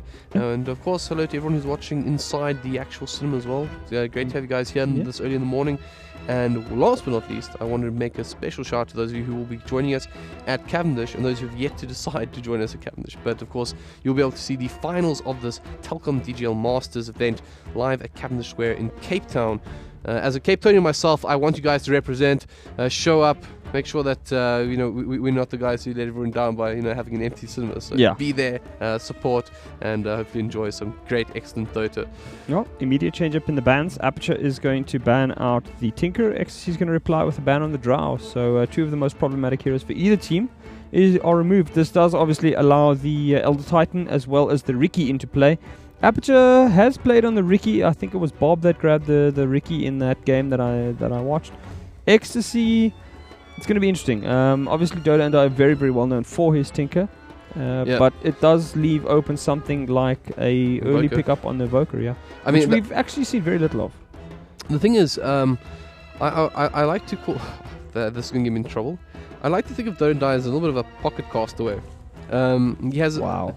That don't mean that's not a slam, right? I think let's be fair here and say that Castaway, as far as South African goes, is absolutely exceptional, right?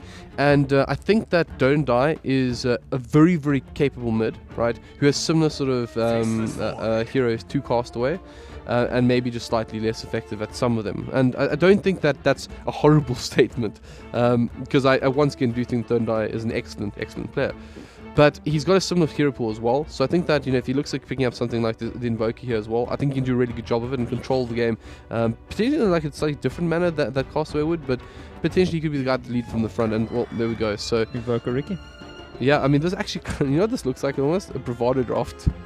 Yeah, it does kind of look... it's certainly a Bravado opening, and that's also a Bravado opening. Aperture are going to be running an Faceless Void on safe lane. I do know that O'Malley is rarely, if ever, going to be grabbing that Faceless Void. And Timbersaw will be the mid laner, almost certainly on ACG. So, interesting that Aperture opens up with 2 cores, revealing their hand fairly early, as Ecstasy gets himself an Invoker and a Riki. And I mean, Riki can do some serious damage in this game. Both of these 2... cores for Aperture are very, very dependent on being able to get their skills off.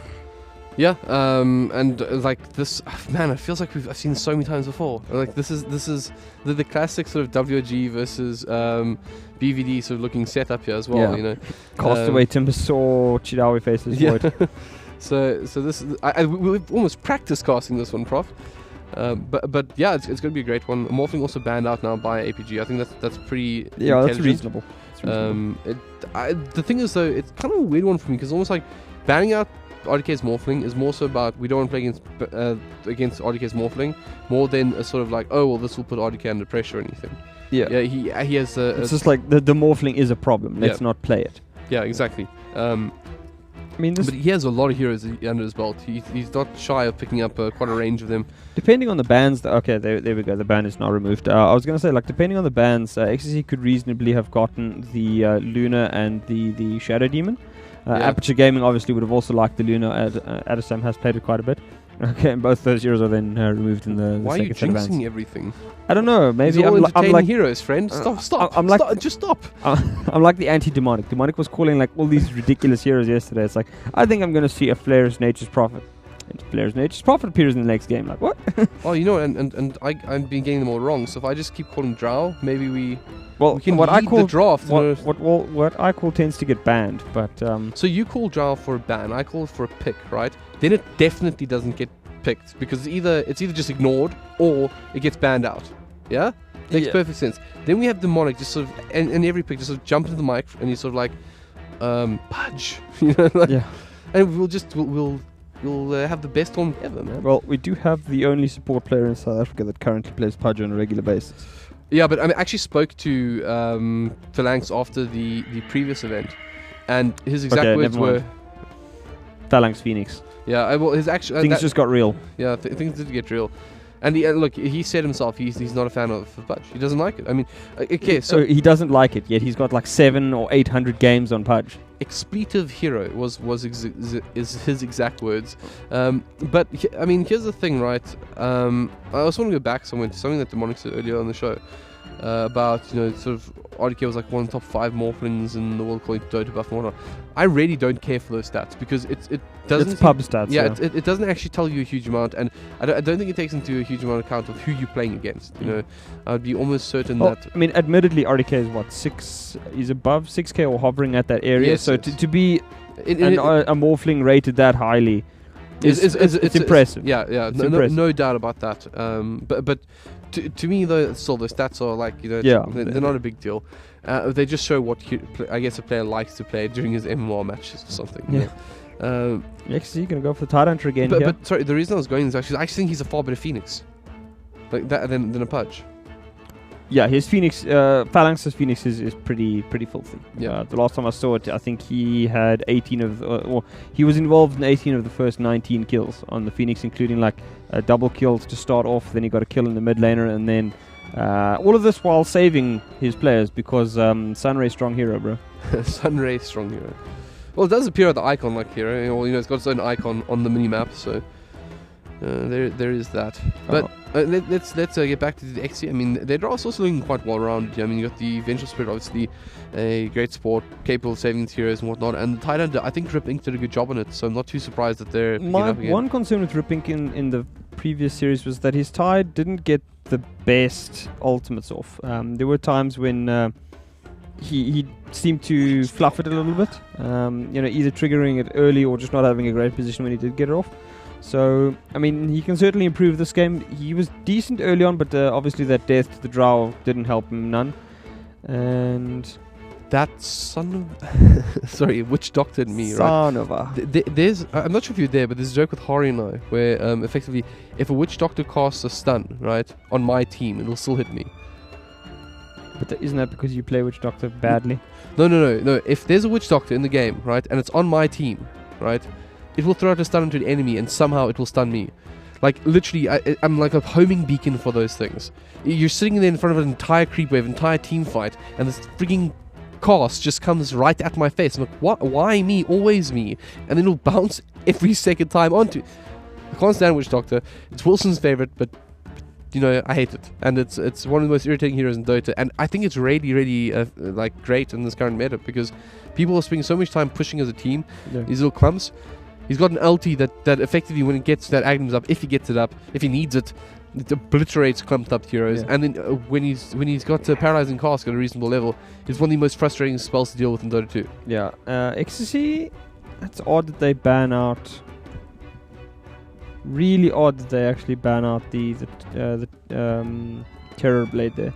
Like, certainly Adam is capable of it, Adastam, but like I said, I've often seen the Faceless Void on Adastam. I haven't really seen the Terror Blade all that much. I know his Faceless Void is pretty strong. He does go for a little bit more of the fighty build, diffusals, the Manta style, that sort of thing. Yeah. As opposed to someone like Donny. Donny's very much utility, although he has recently also started running the slightly heavy carry void. We'll get to Donny things later, because just my mind was like fresh with all these weird things Donny does. I mean, you remember the game, like no refresher on his Beatsmaster kind of stuff. He's... Yeah, and when you ask him afterwards, he's like, Okay, well, Juggernaut's going to come out, so it is in fact an O'Malley Faceless Void. That's a bit of a change-up. As I said, I fully expected the Faceless Void to be going the way of Adastam, but they're going to grab Adam's Juggernaut instead. Yeah, and actually a hero that he does really well. I Yeah. feel like that's kind of one of the scary picks that he can get. And I guess the question is what you respond with. I mean, to me, the hero that's missing from the XC lineup They is need obviously damage, actually. Yeah, It's going to be the Sven. I mean, Artigas Sven, I actually haven't seen too much of it myself. Yeah, I mean, the thing is they needed damage. XC right now, while the Invoker can do quite a bit of it if he goes Exort, the rest of the team does very, very poorly in terms of flat damage. Yeah. Up against the Juggernaut, I mean, Juggernaut's going to carry the late game if needed. Phoenix is a bit of a problem for me since he's incredibly powerful against Sven. Timbersaw as well, although Sven doesn't have as much problem with BKBs this game. There's very, very few skills that will go through the BKB up against him, and he's got a great deal of armor for the APG heroes. He's just got to be very careful about not getting caught out in the Faceless Void Chronosphere. And, I mean, that's one thing I could perhaps criticize APG about, is that they've gone for a melee core. And, the Chronosphere is not really that great for a melee core to help out. Yeah, thing is, but at the same time, like the thing that bothers me about the XC lineup at the moment is they have a Sven against 3 heroes with natural leaps, and a Paralyzing Cask. I go there again, and it's a hero that gets kited quite easily. I mean, that's Sven's like downfall, and I feel like they potentially could have picked up something else. I'm not sure what, because there was quite a few bans on cores, but I mean, you tell me. Yeah. I mean, Sven is, I think, actually their best option here. The APG lineup, 3 cores. 3 melee cores. Obviously, the Timsword doesn't really count as melee, but he's got a pretty static hero in something like the. He's got a fairly static supports as well in the Phoenix and the Witch Doctor. Phoenix, obviously, once he's used the dive and or the Sunray, is not really going to be moving a hell of a lot in fights, so you could reasonably kill him off pretty quickly. He also starts with very, very low HP, as they are just going to trade 1 for 1 on the runes here. Yeah, although Phoenix did make a flank went for that cheeky attempt. I love those sort of things. By the way, VS could have potentially just caught him out as well. If you can catch a Phoenix when he dives in to inevitably try to steal a rune, it's just such a bonus. It's a great moment in life. So you can kill the fire pigeon. Yeah. I mean, I guess I should feel bad. Like, I don't like seeing birds die, of course. But that's a fire pigeon. I guess if you were to really go there, as far as like if my name were to translate into something in Dota, this is probably it. You know, like this is probably as best as it gets. It's a fiery bird, right? No. We decided that you would like the You can call me Skyrath Mage, you son of... No. Skyrath Mage has an annoying voice. Okay, so appears as though Hellbird has swallowed a frog, as Phalanx is going to get caught up by first the stun from the Sven and a little bit of follow-up from both the Ricky as well as the Heffalump. Vengeful Spirit, but it's not going to be enough, as O'Malley also cops a bit of damage. Both of them just walking out of trouble. O'Malley's going to have a bit of a throwdown with Doom Bunny, but both will decide that's probably not the best way to do this, as Doom Bunny will just shift back into invisibility. So for right now, it appears as though ACG is going to be running the mid lane, where, I mean, we've seen a lot of success on these mid lane Timbersaws. Not the traditional role for him over the course of Dota history. He generally played on that off lane, but a couple of buffs and certainly the ability to purchase up something like the Ethelens has really helped him with these long ranges towards the trees in the mid lane. Sorry, I was just watching the top. So much fun around creeps. I mean, everyone desperately trying to get... O'Malley actually going to be... Duke can come through, of course. 3 heroes nearby. You know why I went off there so early? Because it wasn't going to be fatal. Otherwise, I would have hung on to that last moment for the triple kill. We were actually discussing this. It's such nonsense. Yeah, I mean, Doom Bunny at the moment, I think with this Ricky, he's got a really important task ahead of him. He could really be one of the sort of key components to XC's potential victory here in game 2. Get spotted on the bot lane's creeps, as Bob Yules is probably not going to be able to kill him off, but certainly just annoy him quite a bit. He's actually got double damage. Yeah, no, see, if that was me, that cog would have hit like twice, definitely. Oh, Phalanx dies top lane as RDK gets the first kill once again. Yeah, so XC on the board. Sorry, XC gets the first kill once again. XC on the board, yeah, and there's also they can do some sentry work as well. I like the placement of the sentry as well. It's almost hidden, so they can't easily just sort of eat through it with any sort of tango or anything they have on the lane. So once again, Doom Bunny just but that's unfortunate. Dropping that's out of range of that, and just perfectly positioned to flanks to lap up. So enjoy a little bit of extra gold, Birdie. As what? Phalanx miscalculates his damage.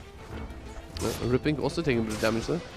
Really getting a hard time. Bobules has been fantastic in the series so far. I mean, he's single-handedly pushing back the Tidehunter, which is no easy feat, and he's generating all the space. I mean, this is allowing you to run these dual lanes so effectively, since Ripping is sitting with he's getting a lot of levels out of it. His regeneration's done. He's sitting at looking at having to career something in, or just base himself. Yep. Ripping again, it's just not getting a hell of a lot done on the Tidehunter. Certainly doesn't want the tower to get pushed, which is actually taking a ton of damage.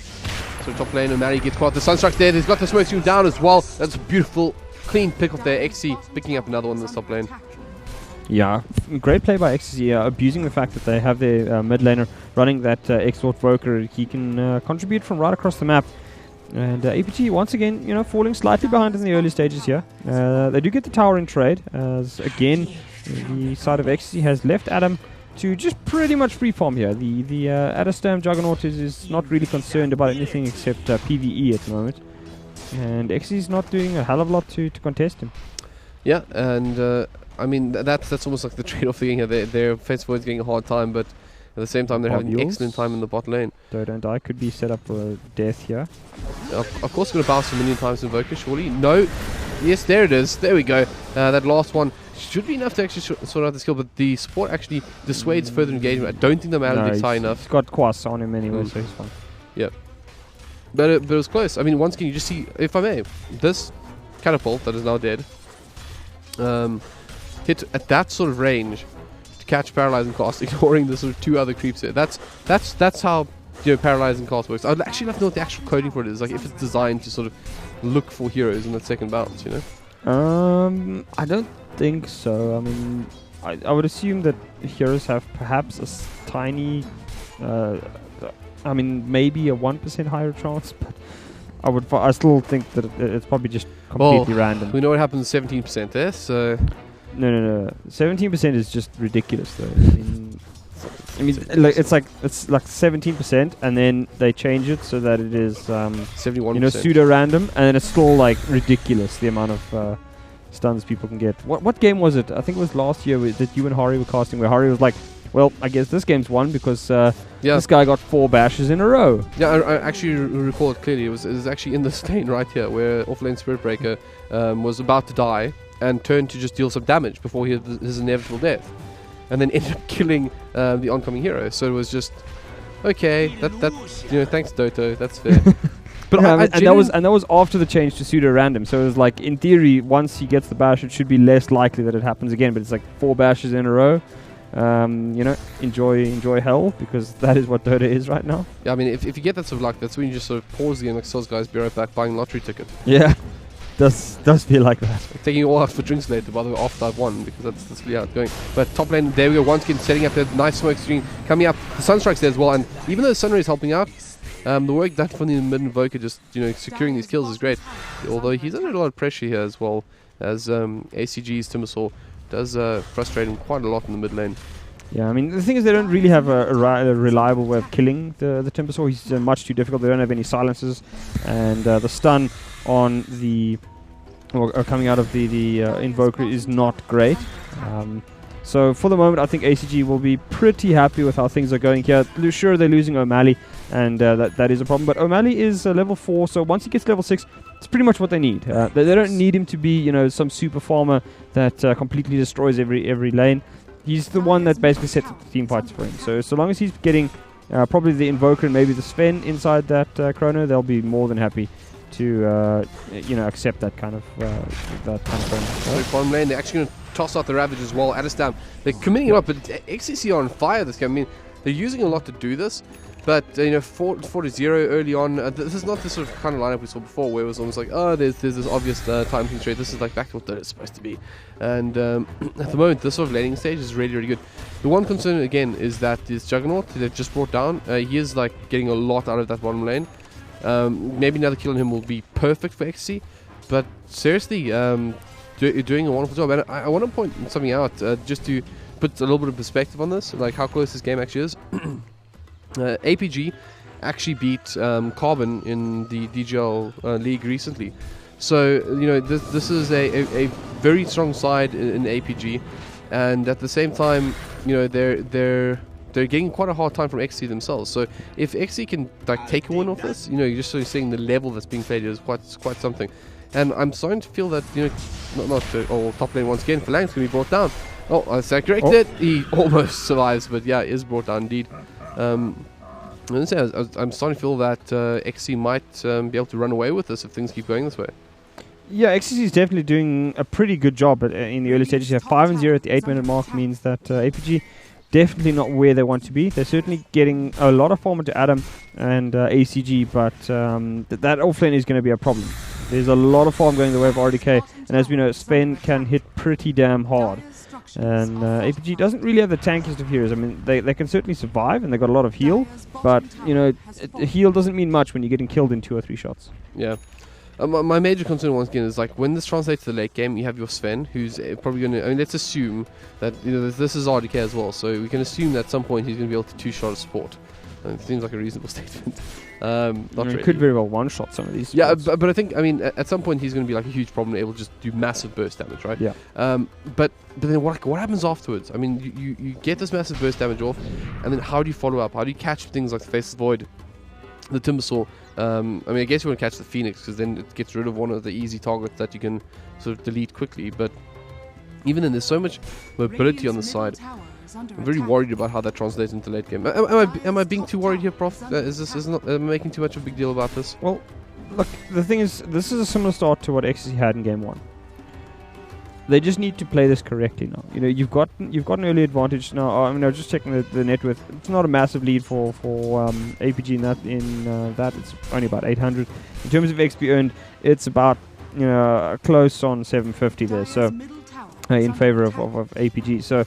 In favor of Ecstasy. So, Ecstasy, I think right now they need to take advantage of this. They need to start getting deep wards down. That's the first step. Get deep wards down and make certain you can repeatedly punish APG when they're trying to farm. Mid lane ACG caught out once again, and the Sun tried to connect, but just not quite enough damage to complete the job. And there goes the bounce. Do you see what I mean, man? Explain that to me. Like, there's 4 creeps there, and it hits mostly on heroes. I don't know. It's an inside joke. I'm telling you, it's an inside joke. Like, the Soviet Valve is just sitting there like... it has a random chance. You mean Ice to Fraud? hit. Yeah. A.k.a. Knoxville. No, I think Ben is safe from that. He'll tell you, like, the statistics about it, but... I actually want to find that the statistical possibility from Knoxville that he is Ice Frog. Well... Based on purely off statistics, not fact. Well, statistics are facts. It's just how you present those facts. Yeah, okay, fine. But doesn't he probably knows whether or not he's Ice Frog? But he could just like, why do you have to take the fun out of everything? I just want to take another look. I mean, again, such defensive warding from Ecstasy. Like that one, I can sort of understand because Bob Yules was there earlier. But like this one, I don't understand that ward. I genuinely. Like you should. Oh, sorry, RDK and Doom Bunny caught out here. They're going to get the shock him down onto RDK as well. Doom Bunny taking quite a bit of damage here, but RDK is a real threat at the moment. He's brought down APG on the front foot here, as Ripping should also be brought down. It's a very, very big turnaround for APG. 3 kills, and also popping out a couple of ultis from the XT side. Towards the mid lane, Don't Die will try and put a bit of pressure on this tier 1, but that is just all good news at the moment for APG and their fans. Yeah, that was actually far too easy for APG. They should not have been able to get 4 heroes up top there against XT unless I don't know if they're smoked. I wasn't aware of that. But, like the fact that they actually burnt the Ravage, even though they probably knew that the Sven was dying, is a bit of a mistake there. So, XC again, we've seen that they get out to a good lead and then APG pulls them back, and then XC can never seem to just clear themselves of APG just hanging on. At the moment, Doom Money is actually taking a lot of damage. He uses Tricks of the Trade though to try to evade some of Adistam's punishment. This is actually a central drop though, as we see the Sunstrike combination come into Bob Yules. Finally, some justice in this world. What, that Witch Doctor dies? Yes. I don't know if that's justice. Certainly revenge. Yeah, I hate Witch Doctor. There we go. That's why. That's good enough. Yeah, good you enough play reason. it. That's an excellent hero. Sounds like when you were like. Sounds like when you were like, I hate rice farming, and then all he does when he plays carry. No. I said I find watching rice farming very boring. The fact that I am yet a you ricer, do it yourself. Yeah, but that's how you win Dota. I mean, I don't find. I find Rat actually very entertaining, but it's a very effective way to win in Dota games. So. There's a difference That's between... surprising considering you're a Na'Vi fan and they lost to like the ultimate Rats. I appreciate good Dota. I guess that's how I think Rat is a very good... I mean, it's actually hard to pull off. I mean, you get punished for it if you do it wrong. So, fair enough. Don't appreciate Paralyzing Pass though. Stupid skill. Yeah, stupid. What about Sunray then? Sunray is beautiful. It comes from a beautiful bird. Totally balanced. Totally balanced. Yep. The fact that it heals and damages. One of the most balanced things in the game, definitely. Maybe a little underpowered. Oh, O'Malley. He's picking a fight with a big watermelon. The watermelon's obviously realized that it's probably not in the best area to take this fight. He's got 8 seconds left on the Ravage, so do they take a fight here? RDK is actually going to get caught out And the damage coming through onto the Sven is actually very, very little. Now the damage does come through, and there we go. O'Malley will go down in the end there. As out comes the Phoenix Egg. There's nothing they can do to actually stop it. And unfortunately, Doombunny is forced back by the Bob Yule's ulti. And that will result in 2 dead heroes for the side of XC. Both of their cores once again down. The Invoker, the only one left. Yeah, this is disappointing for XC. I mean, they're just sort of... that was such a clumsy engagement. I mean, effectively, you have Hillsport sort of taking a little jog down the high ground here. Comes into this area. And I was also like, oh, maybe he doesn't have Chrono, because he had 2 heroes standing in this sort of position. He was like, which one do I want? And then eventually sort of casually walked up, dropped the Chrono, and then the actual Ravage itself. RDK could have been kept alive if the Ravage came out like a split second earlier, but Timbersaw actually managed to get off those like last second nukes just before the Ravage came out. Yeah.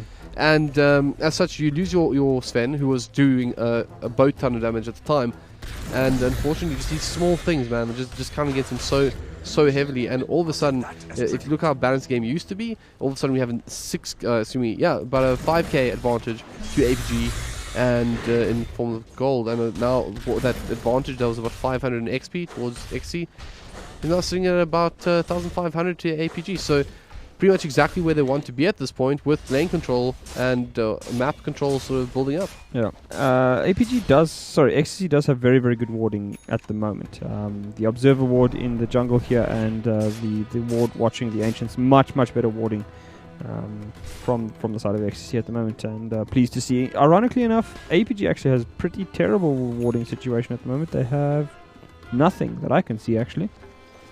Yeah, I mean, falling a fault of their nemesis in this matchup's previous folly. Prof, I mean, I think maybe to most of us, the concept of when to ward aggressively and defensively, and what sort of vision you expect to have, might be a little bit on the thought. Doombunny could be brought down here, and will be brought down courtesy of a couple of big hits.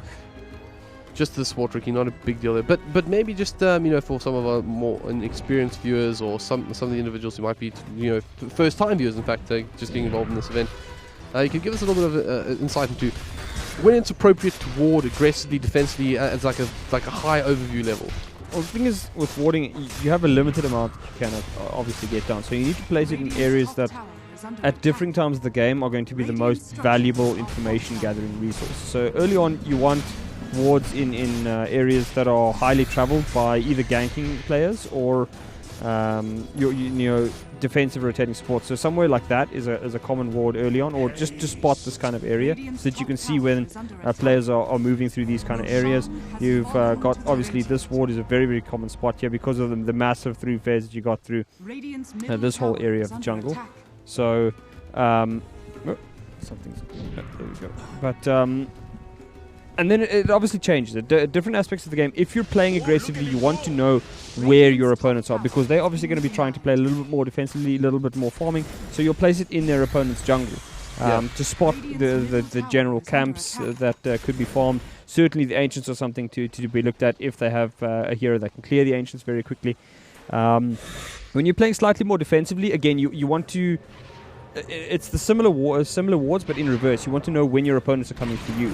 You're trying to protect yourself from being ganked while you're farming your camps and all the way. So you're countering that method. And that's just the thing, is that XCC is playing placing defensive wards when they should be placing aggressive ones. And APG, certainly in game one, was placing very, very good wards for when they were getting aggressive. So they would cover their the side angles, that if anybody tried to gank them from the side, they knew that the person was coming beforehand. Yeah.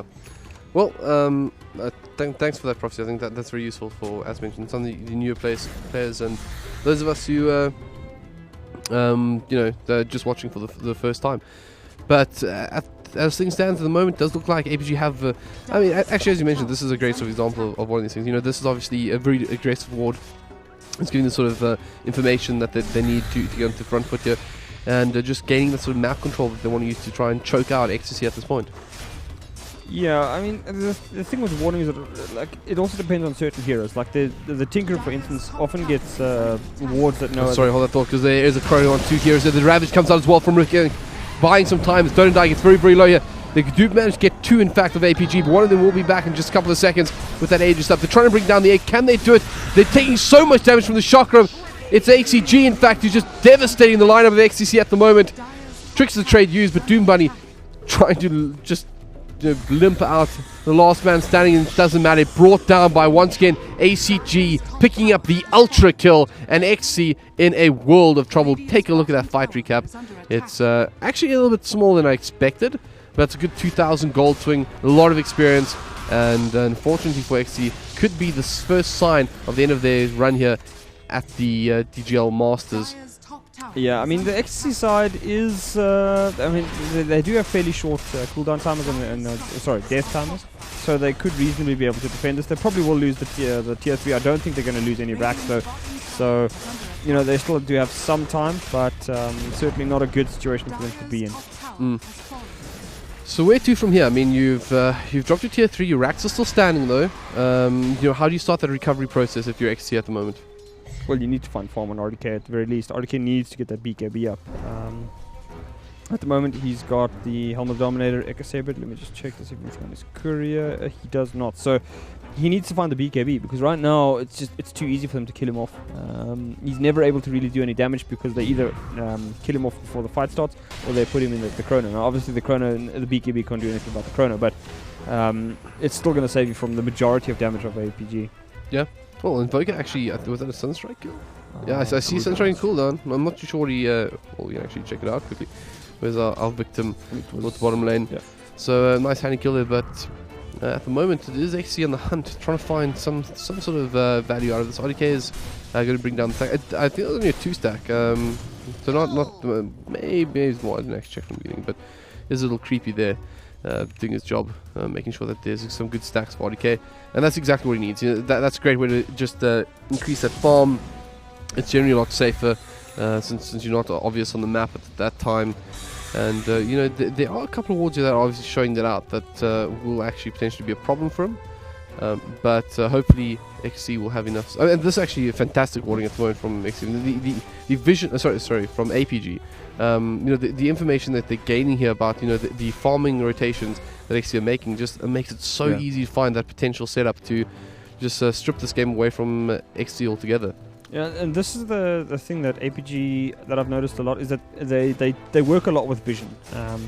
I mean, we were speaking with Lord Rochford, Gareth, the other day, and he was saying, you know, it's like when he watched APG, he would often see them go for heroes that granted vision very commonly.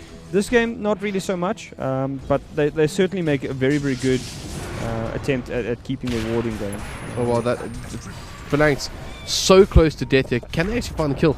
To get the smoke screen off, but just not enough. That was so close, just being able to evade that Stormbolt at the last second, buying enough time to survive. But ACG now, he's picked up an Invisirun, and he's in the hunt with it's going to finish the creep wave in the end. Yeah, so ACG continues to be a terror for the side of XC to deal with.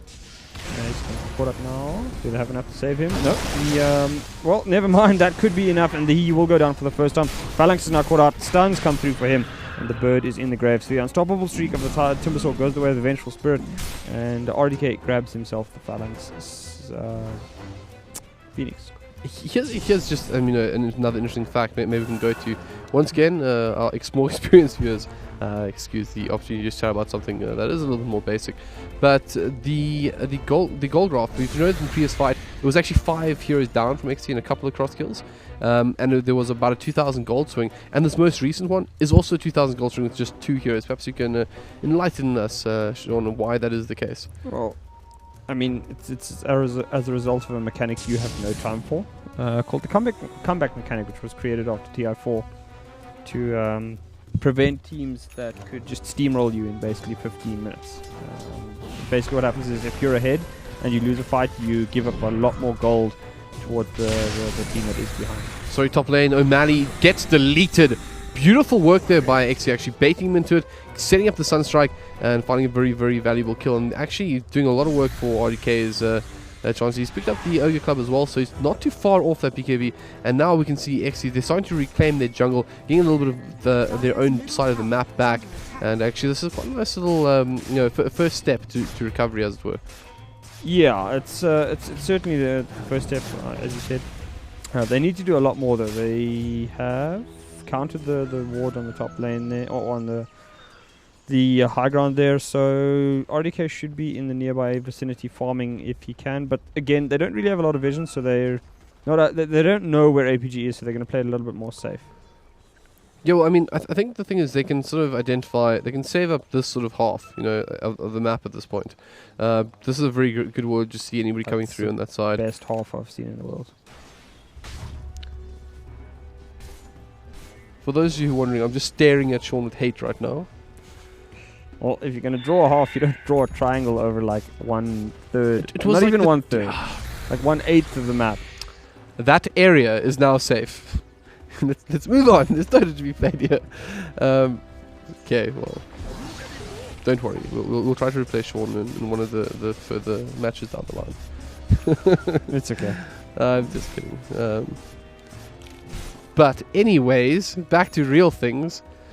XC Smoke gank. Yeah, but this from is APG. Yeah, it looks like that is indeed the case here, as APG now start making their way down towards the side of the map of XC, the XC half. Would you care to draw us a little line there, Sean? Do you want a half, or do you just want a line? I would like a half.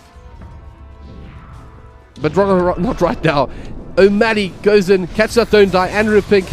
Any second of the Ravage is going to come out. There it is. Is it in time though? ACG on the sidelines looming over Don't Die at the moment. But towards the center we do have the egg brought down. And Bob Yule's ripping through the side of XC with that LT from the Witch Doctor. And now at the moment RDK trying to back up Rick Link. He's going to be brought down. RDK all alone trying to fight through Phalanx's slow.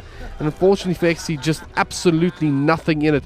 It's another huge fight for APG as they start making their way up the high ground.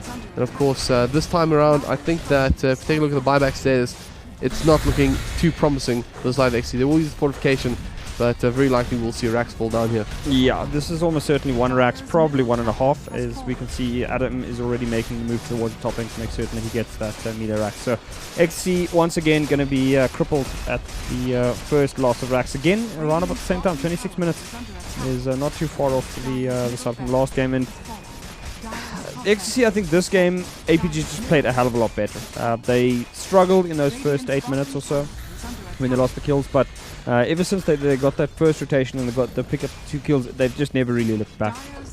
Yeah, I gotta say though, I think this is really really impressive stuff from APG. They've gotten a lot right in these matchups. Sorry, Phalanx, you're probably Phalanx dead though. Yeah, that's commentator's curse, of course. No, that's just Phalanx. I don't think it's like commentator's curse. Like Phalanx is playing well, and then Phalanx just does that, and you like. Is yeah ROTK? No. Our ROTK is actually who would South Africa? I'm tempted to say Doms, because Doms can be played out of his absolute mind and win you games. But you can also have Doms rarely throws though. Fair. Interesting question, I think. Yeah, we stumped the casters, right? Yeah, we stumped ourselves. Okay, well, moving on. I think this is looking very bad. I mean, it's obviously looking very bad for XC at the moment. 2 Racks down. No reason not to keep trying though. This is of course a single elimination tournament, so everything is still on the line here.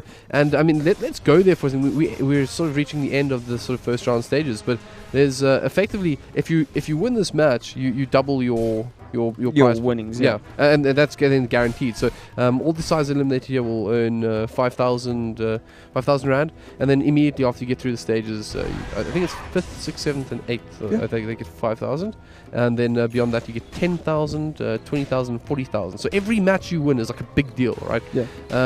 So actually, absolutely no reason not to hang on to this, try and find their way through.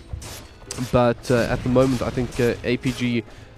It's basically just their job not to mess it up at this point. Yeah. Well, I mean, the thing is, APG wants to be in that final tomorrow, Kevin. Sorry, speaking of which, the chrono is good though, but it catches ACG in the side of it, which is not perfect. The meatball flies through. There's the Ravage as well. It's a beautiful looking fight for XC, but will have the same result. The Juggernaut ulti is flying through. It's hitting quite a few of the forward spreads though, and Adestam, he doesn't want to be here anymore, but on the low ground, the Jaeger's there, and the Witch Doctor ultis, that's going to buy enough time for them to back off. But it is 2 cores that are dropping down. The Tornado flies through. Oh, it's not quite timed nicely as the Stormhammer does connect at the same time. Not going to matter though. Phalanx brought down all the same, and XC will find 3 kills. Can they make anything of this? They can make something of this because Roshan's up. Yeah, it was a fantastic fight there by XC. Unfortunately, ACG getting caught out there really prevented any real damage coming through from the other side of APG, and XC more than happy to receive bacon if it's been granted by the APG boys. Yeah, I mean, we said moments ago, it is the commentator's curse, man. Like, it's just their job not to mess it up, and then something really goes awry. I think one of the big things about that as well is that if you go back to good old Timbersaw, he was effectively like trying to edge out towards the side of the sort of area here. Oh, that's not the button I wanted to press. He sort of was, there was the chrono over here, and the Timbersaw was effectively caught there. Right? Yeah. If he was like just a slight further in, or more so the chrono was slightly further back, I mean, he could have been tossing in chakrams into this area and just destroying. To be fair, though, the chrono was used as a defensive measure to try and keep him alive. So yeah. But yeah, fair enough. He probably should have been a little less adventurous with his inventory as well, to be fair. Yeah. So ACG is your fault. Hashtag blame ACG. Yeah, I think that's a fair one. This is going to make a trend. Number 1 in SA, yeah. Right? Nah, I don't think so. ACG's, I mean, he's done pretty well to say the least this game. He's currently 8-2. Yeah, it's really how you know if like somebody's played well, is it the casters feel that they can get away with giving them a hard time. It's just somebody's like, if it's like 2-8 on your mid Timbersaw, you're like, yeah, he's having a bit of a. You don't want to slam him too bad, but you're like, he's having a challenging match. Yeah, it's challenging, not his finest. Yeah, I think everybody's experienced one of those days, though. Yeah, of course. Anyways, I mean, where do you go to from here? Now, I mean, obviously, XC, they've effectively denied the Aegis more than picking it up. I think that's fair to say. APG would have used that as like an intro to the end. Yeah.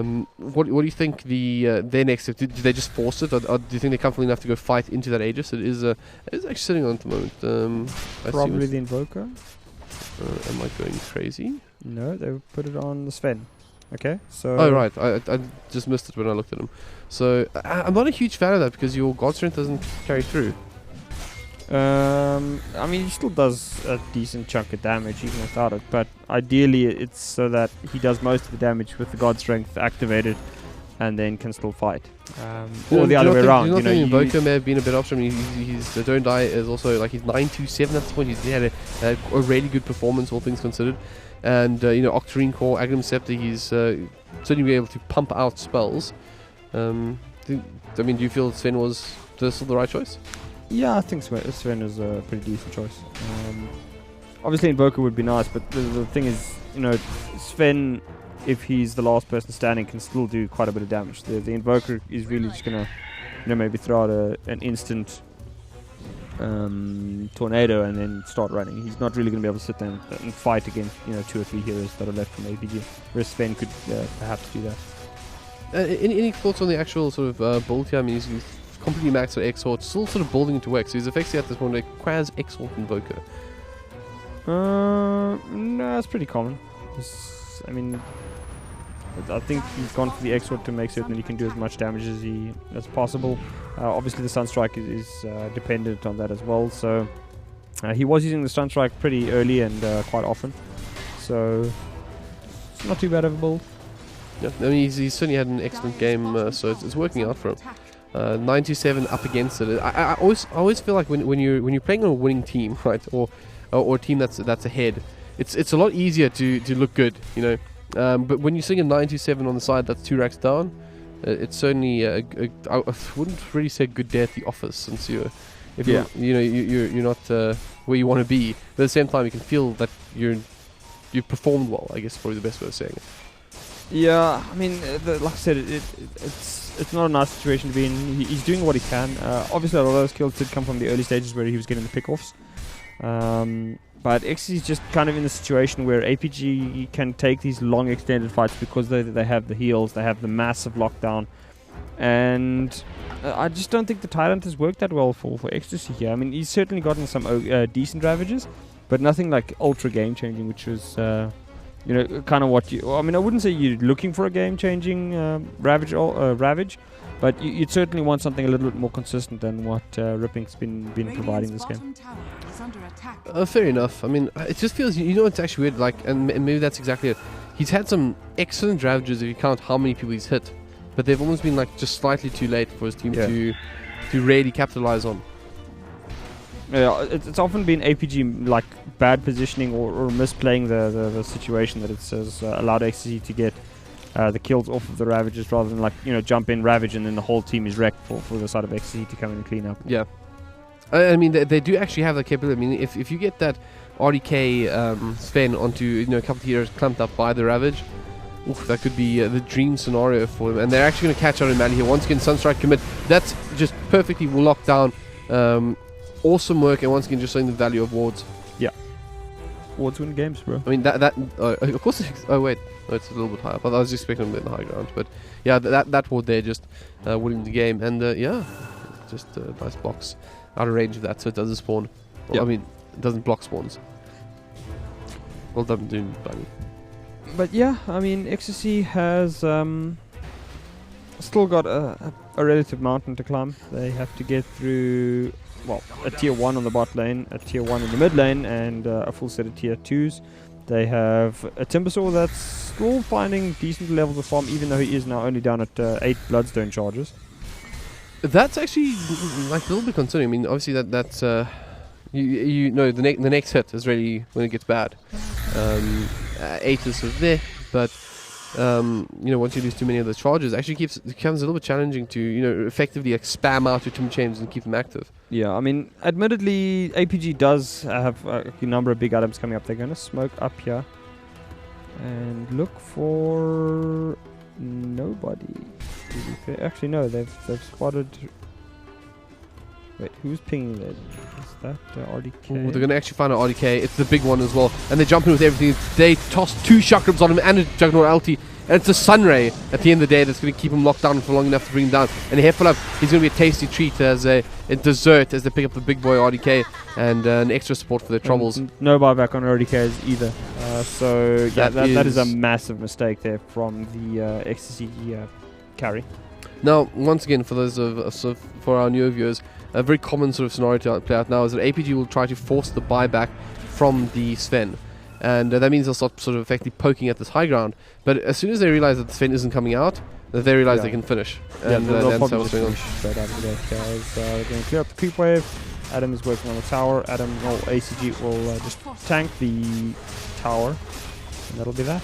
Yeah, and it's going to take something very special here. Tricks Trade used great Ravage this time, catches them to 2. They get the Chronosphere on the far side. It's on and die as well, though. And just the ulti from the Witch Doctor from the low ground, just beating through everybody. 3 down already. Don't and die getting low. He's going to be brought down. And that's pretty much all she wrote. Gem on the deck, just Ricky to defend. And I think, unfortunately for the side of XC and their fans, it's going to be a pretty comfortable APG victory in the end. It wasn't always the prettiest, but they'll be very, very satisfied with their performance in the end. And honestly, it never looked like they were in danger of losing. I mean, it started badly, which could come back to bite them against some of the other teams 2 games in a row now. So it's certainly something that they want to look at. Their laning stage hasn't started off particularly well. Well, RDK, BKB's up. He's going to enjoy his last potential moments here as the egg is down. He wants a piece of it, though. He gets the added bonus from the Invoker, but not quite enough to assist him to bring it down. In fact, it's going to come at his life in the end, the cost of his life. So the GG is indeed called. XCC make an early exit here at the DGL Telkom Masters. Sad to see them go. I'm actually, I give them a bit of a hard time, but I'm actually quite a fan of the XC boys, so sad to see them go down. But they gave us probably the most, I would say the most competitive first 2 matches of the tournament so far. Yeah, definitely. And welcome back to the panel, ladies and gentlemen. Wrapping up the first series of the day, Aperture Gaming taking down XTC 2-0 in what turned out to be convincing victories. But I mean, XTC definitely showed definitive signs of life as a side. RDK, I think, has really brought some new life and new blood into this lineup. And I think they just need to work on 1 or 2 things, and then they will be a side to be feared. Yeah, I think definitely they need to work on their, like I said, their shot calling after game 1. Game 2, it looked like it improved. You could see them trying to do something. But warding is something that they need to look at. And I don't know, I kind of agree with Devon, is that like the supports didn't really feel like they were super impactful. If you see a Ricky on someone like Santo from White Rabbit or from Donny, they can almost take over the game. It's like they're constantly on everybody. Now, admittedly, APG had very, very difficult cores to do that too, but you'd still like to see something from a Ricky rather than just like, oh, there's a Ricky in the game, but we don't see him a hell of a lot. You know the thing as well, it's not like these players are playing poorly. Yeah. It's just like they're just not doing enough. It's and you see when they do stuff, the skills there, they're able to use their spells effectively. They know what they're supposed to do, but it's almost like, I don't know, like the activity rate's too low. Is that? Yeah. It's. I mean, it's a puppy once said in an interview, as a support player, if you're not adding anything to your lane, go do something else. He said, as a support player, you have to be benefiting your side in some way at all times of the game, whether it's ganking your mid, stacking the jungle for a Sven or something like that, to make sure that he gets those items as quickly as he can. I mean, small things like that have a huge impact, on the game, especially when you've got carries like Sven who can go into that jungle. And he says, oh, I've got 3 triple stacks, and then suddenly he's got himself, an Echo Save and a BKB much earlier than he possibly could have had, and then you can fight earlier as a team, and that starts to back off the engagement. But on the opposing side, I feel that Phalanx and Bob Yules just played absolutely outstandingly. Bob Yules, my MVP for the series. Absolutely, I have to agree. I mean, unbelievable on both of his in the IO in game 1 and Witch Doctor in game 2. His ultis did massive work, and I love the combination of the Phoenix ulti with the Death Ward on top of it. And XTC could do nothing about it, because if they ran at the ward, they were just going to die to Bob Yules' ulti. So and that's forced out this, awkward situations in 2 or 3 team fights that caused XTC to be basically wiped. And so those little things. I mean, the difference between I think a lot of players would sort of see the oncoming team and effectively place it behind the egg. Sort of, so that when you reach the egg, you start taking damage. But the fact that he's pushing it so far forward just means that you're literally running into death, trying to kill something, and now you're taking damage anyway. You got to back off, and it's just a complete mess up in the end. And that's why it's those little things that I think Bob is done so well of this last series that probably is actually the difference maker to me. Yeah, I mean, an excellent play from APG. They will be facing the winner of our next series, which is a little bit later on today, which will be White Rabbit versus Veneration. Sure to be, I mean, White Rabbit are definitely favorites. We do have a captain's interview shortly, which Gareth is busy setting up, so we will be able to chat to the XTC guys and see how they feel about the game. I'm actually quite interested to see what they say. I don't feel like they shouldn't feel too bad about what's happened here. I feel that they should. I mean, I feel like they should feel disappointed. Sorry, that's way worse than intended. I feel they should feel disappointed because I feel like they have a lot to offer, and that this was not their finest performance, and they are using a sub, so maybe just the communication is not as good as usual. But I think this is a side that will look at this and go, right, this is not the performance we should have had. Right, we can do better than this, and there's another very, very big Telkom Masters event coming up, and at that time we're going to do a little bit more. And I think if they go with that attitude, take it on the chin, keep the sort of spirits up though. I think this could really be a top finishing side. Well, on that note, let's cross over to Gareth and see what he has to say. And I'm here with the losing captain from XTC, Rip Inc. Unfortunately, Rip Dreams in the tournament, this one. How do you feel like you guys played, though? I think we started off well both games. I think we got a lot of the laning phase. We did well. Some calls not going our way, kind of a couple of 50-50 fights which we took and we got caught out. But yeah, well played to APG. I also think we gave them a run for their money. I think it was good games. Let's talk about the draft quickly. We've seen 3 draw pickups and 3 draw wins, and then 3 draw first bans in the second game of all the games we've seen so far. Draw OP, what's happening there? Everyone following the wings. It seems like the wings meta at the moment. Yeah, I mean, look, draw can just push it down as soon as you get Ags, and we all know, I mean, proc on every single jump. It's quite insane. Does a lot of DPS. So yeah, it offers a lot. We didn't quite capitalize on when we kind of shut it down, and then we just didn't push, and we gave them too much. So yeah, draw very OP, and you can see it first banned almost every game. So the other thing, you picked the Tyrant up twice, and it felt unfortunately that you had to use the Ravages a lot often to kind of secondary initiate rather than starting the fights how you wanted it on your terms. It was often like to protect a hero or to break up a fight often, which is obviously not ideal. Your thoughts on that? Yeah, look, we had RDK the Bullet, that guy that played sub for us. Thanks to him, by the way. So yeah, we kind of thought the longer we can keep him alive, the more we can get out of fights, and it worked well. I don't know, but yeah, we kind of played a protect RDK map or strat, and yeah, we didn't quite capitalize on that, but.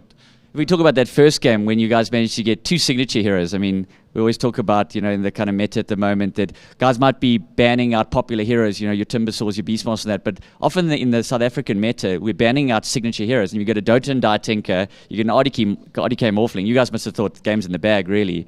And then APG kind of like almost let you guys have that, but we're going to play our strat. They got the draft first pick, they got their push lineup, they got the IO up. Did you think you kind of had it when you got that draft? Oh no, look, APG definitely did the research on what we do. I mean, the worst pickup, they were quite on point with the Tinker. They caught him out a couple of times.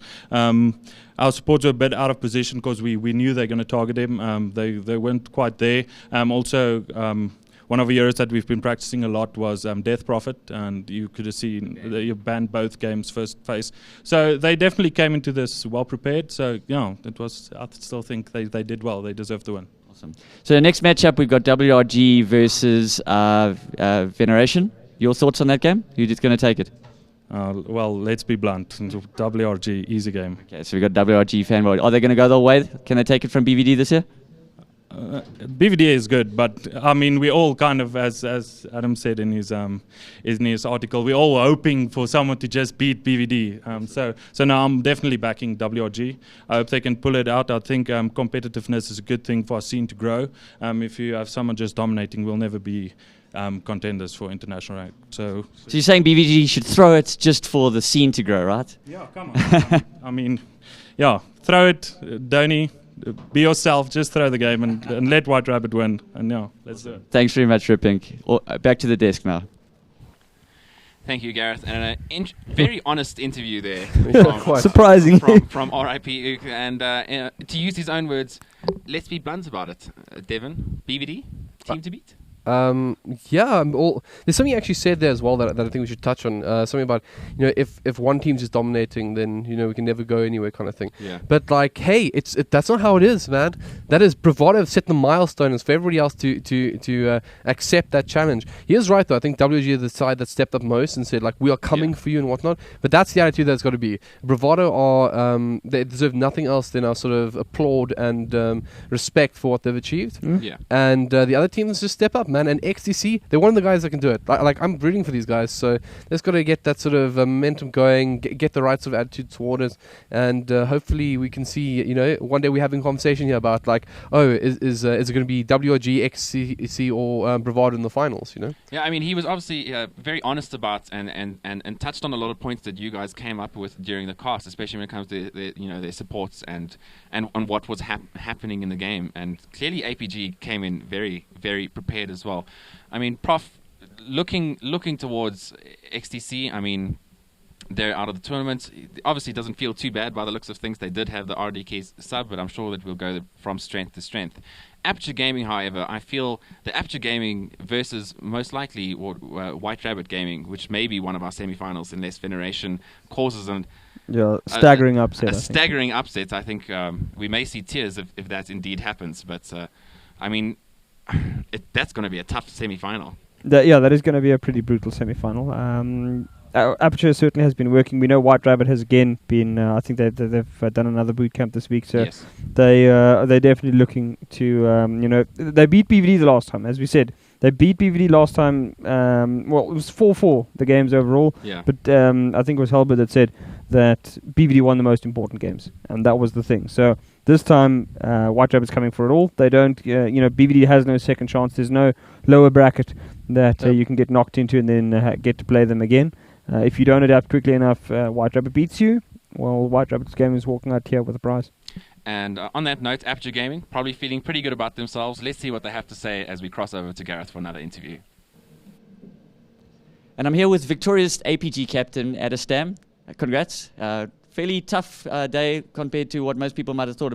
This was pretty much a dead rubber that you guys were going to walk through. But the guys from XTC certainly, particularly in the beginning of both matches, really giving you guys a run for your money. Oh, yeah, definitely. I think the addition of RDK made it is quite a substantial one, and I think, I enjoyed the competition. It was great games. Yeah. So I talk about those early games. I mean, that second game when they were kind of locking down you guys in the off lane with the Void and the Phoenix, it was always kind of like stun, Sunstrike. I mean, even a guy as elusive as Void or Phoenix, they would not be able to get away from that lockdown. And I think it went to about 5-0 at one stage in terms of you guys getting ahead. And I suppose you've got that ticking time bomb anyway of the RDK Sven. I mean, the Juggernaut you guys are having a great time bottom, but there is always this looming factor of they do have a decent end game. They are having a decent start. Does it kind of like start playing into your mind?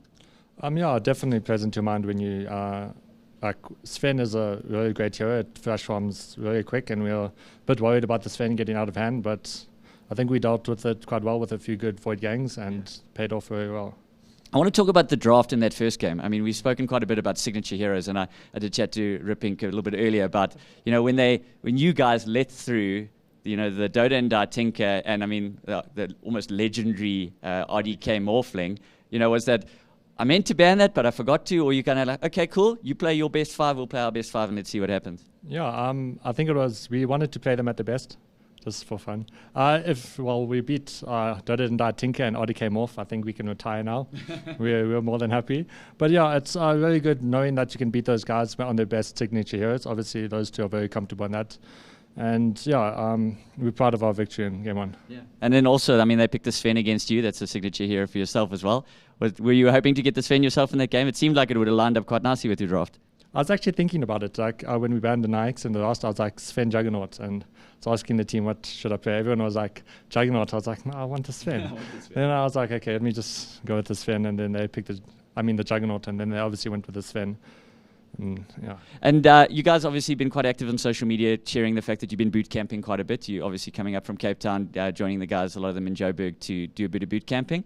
Anything we can expect a little bit different? I know we've been watching in the wings, you guys playing online a little bit, so we've seen a couple of your drafts.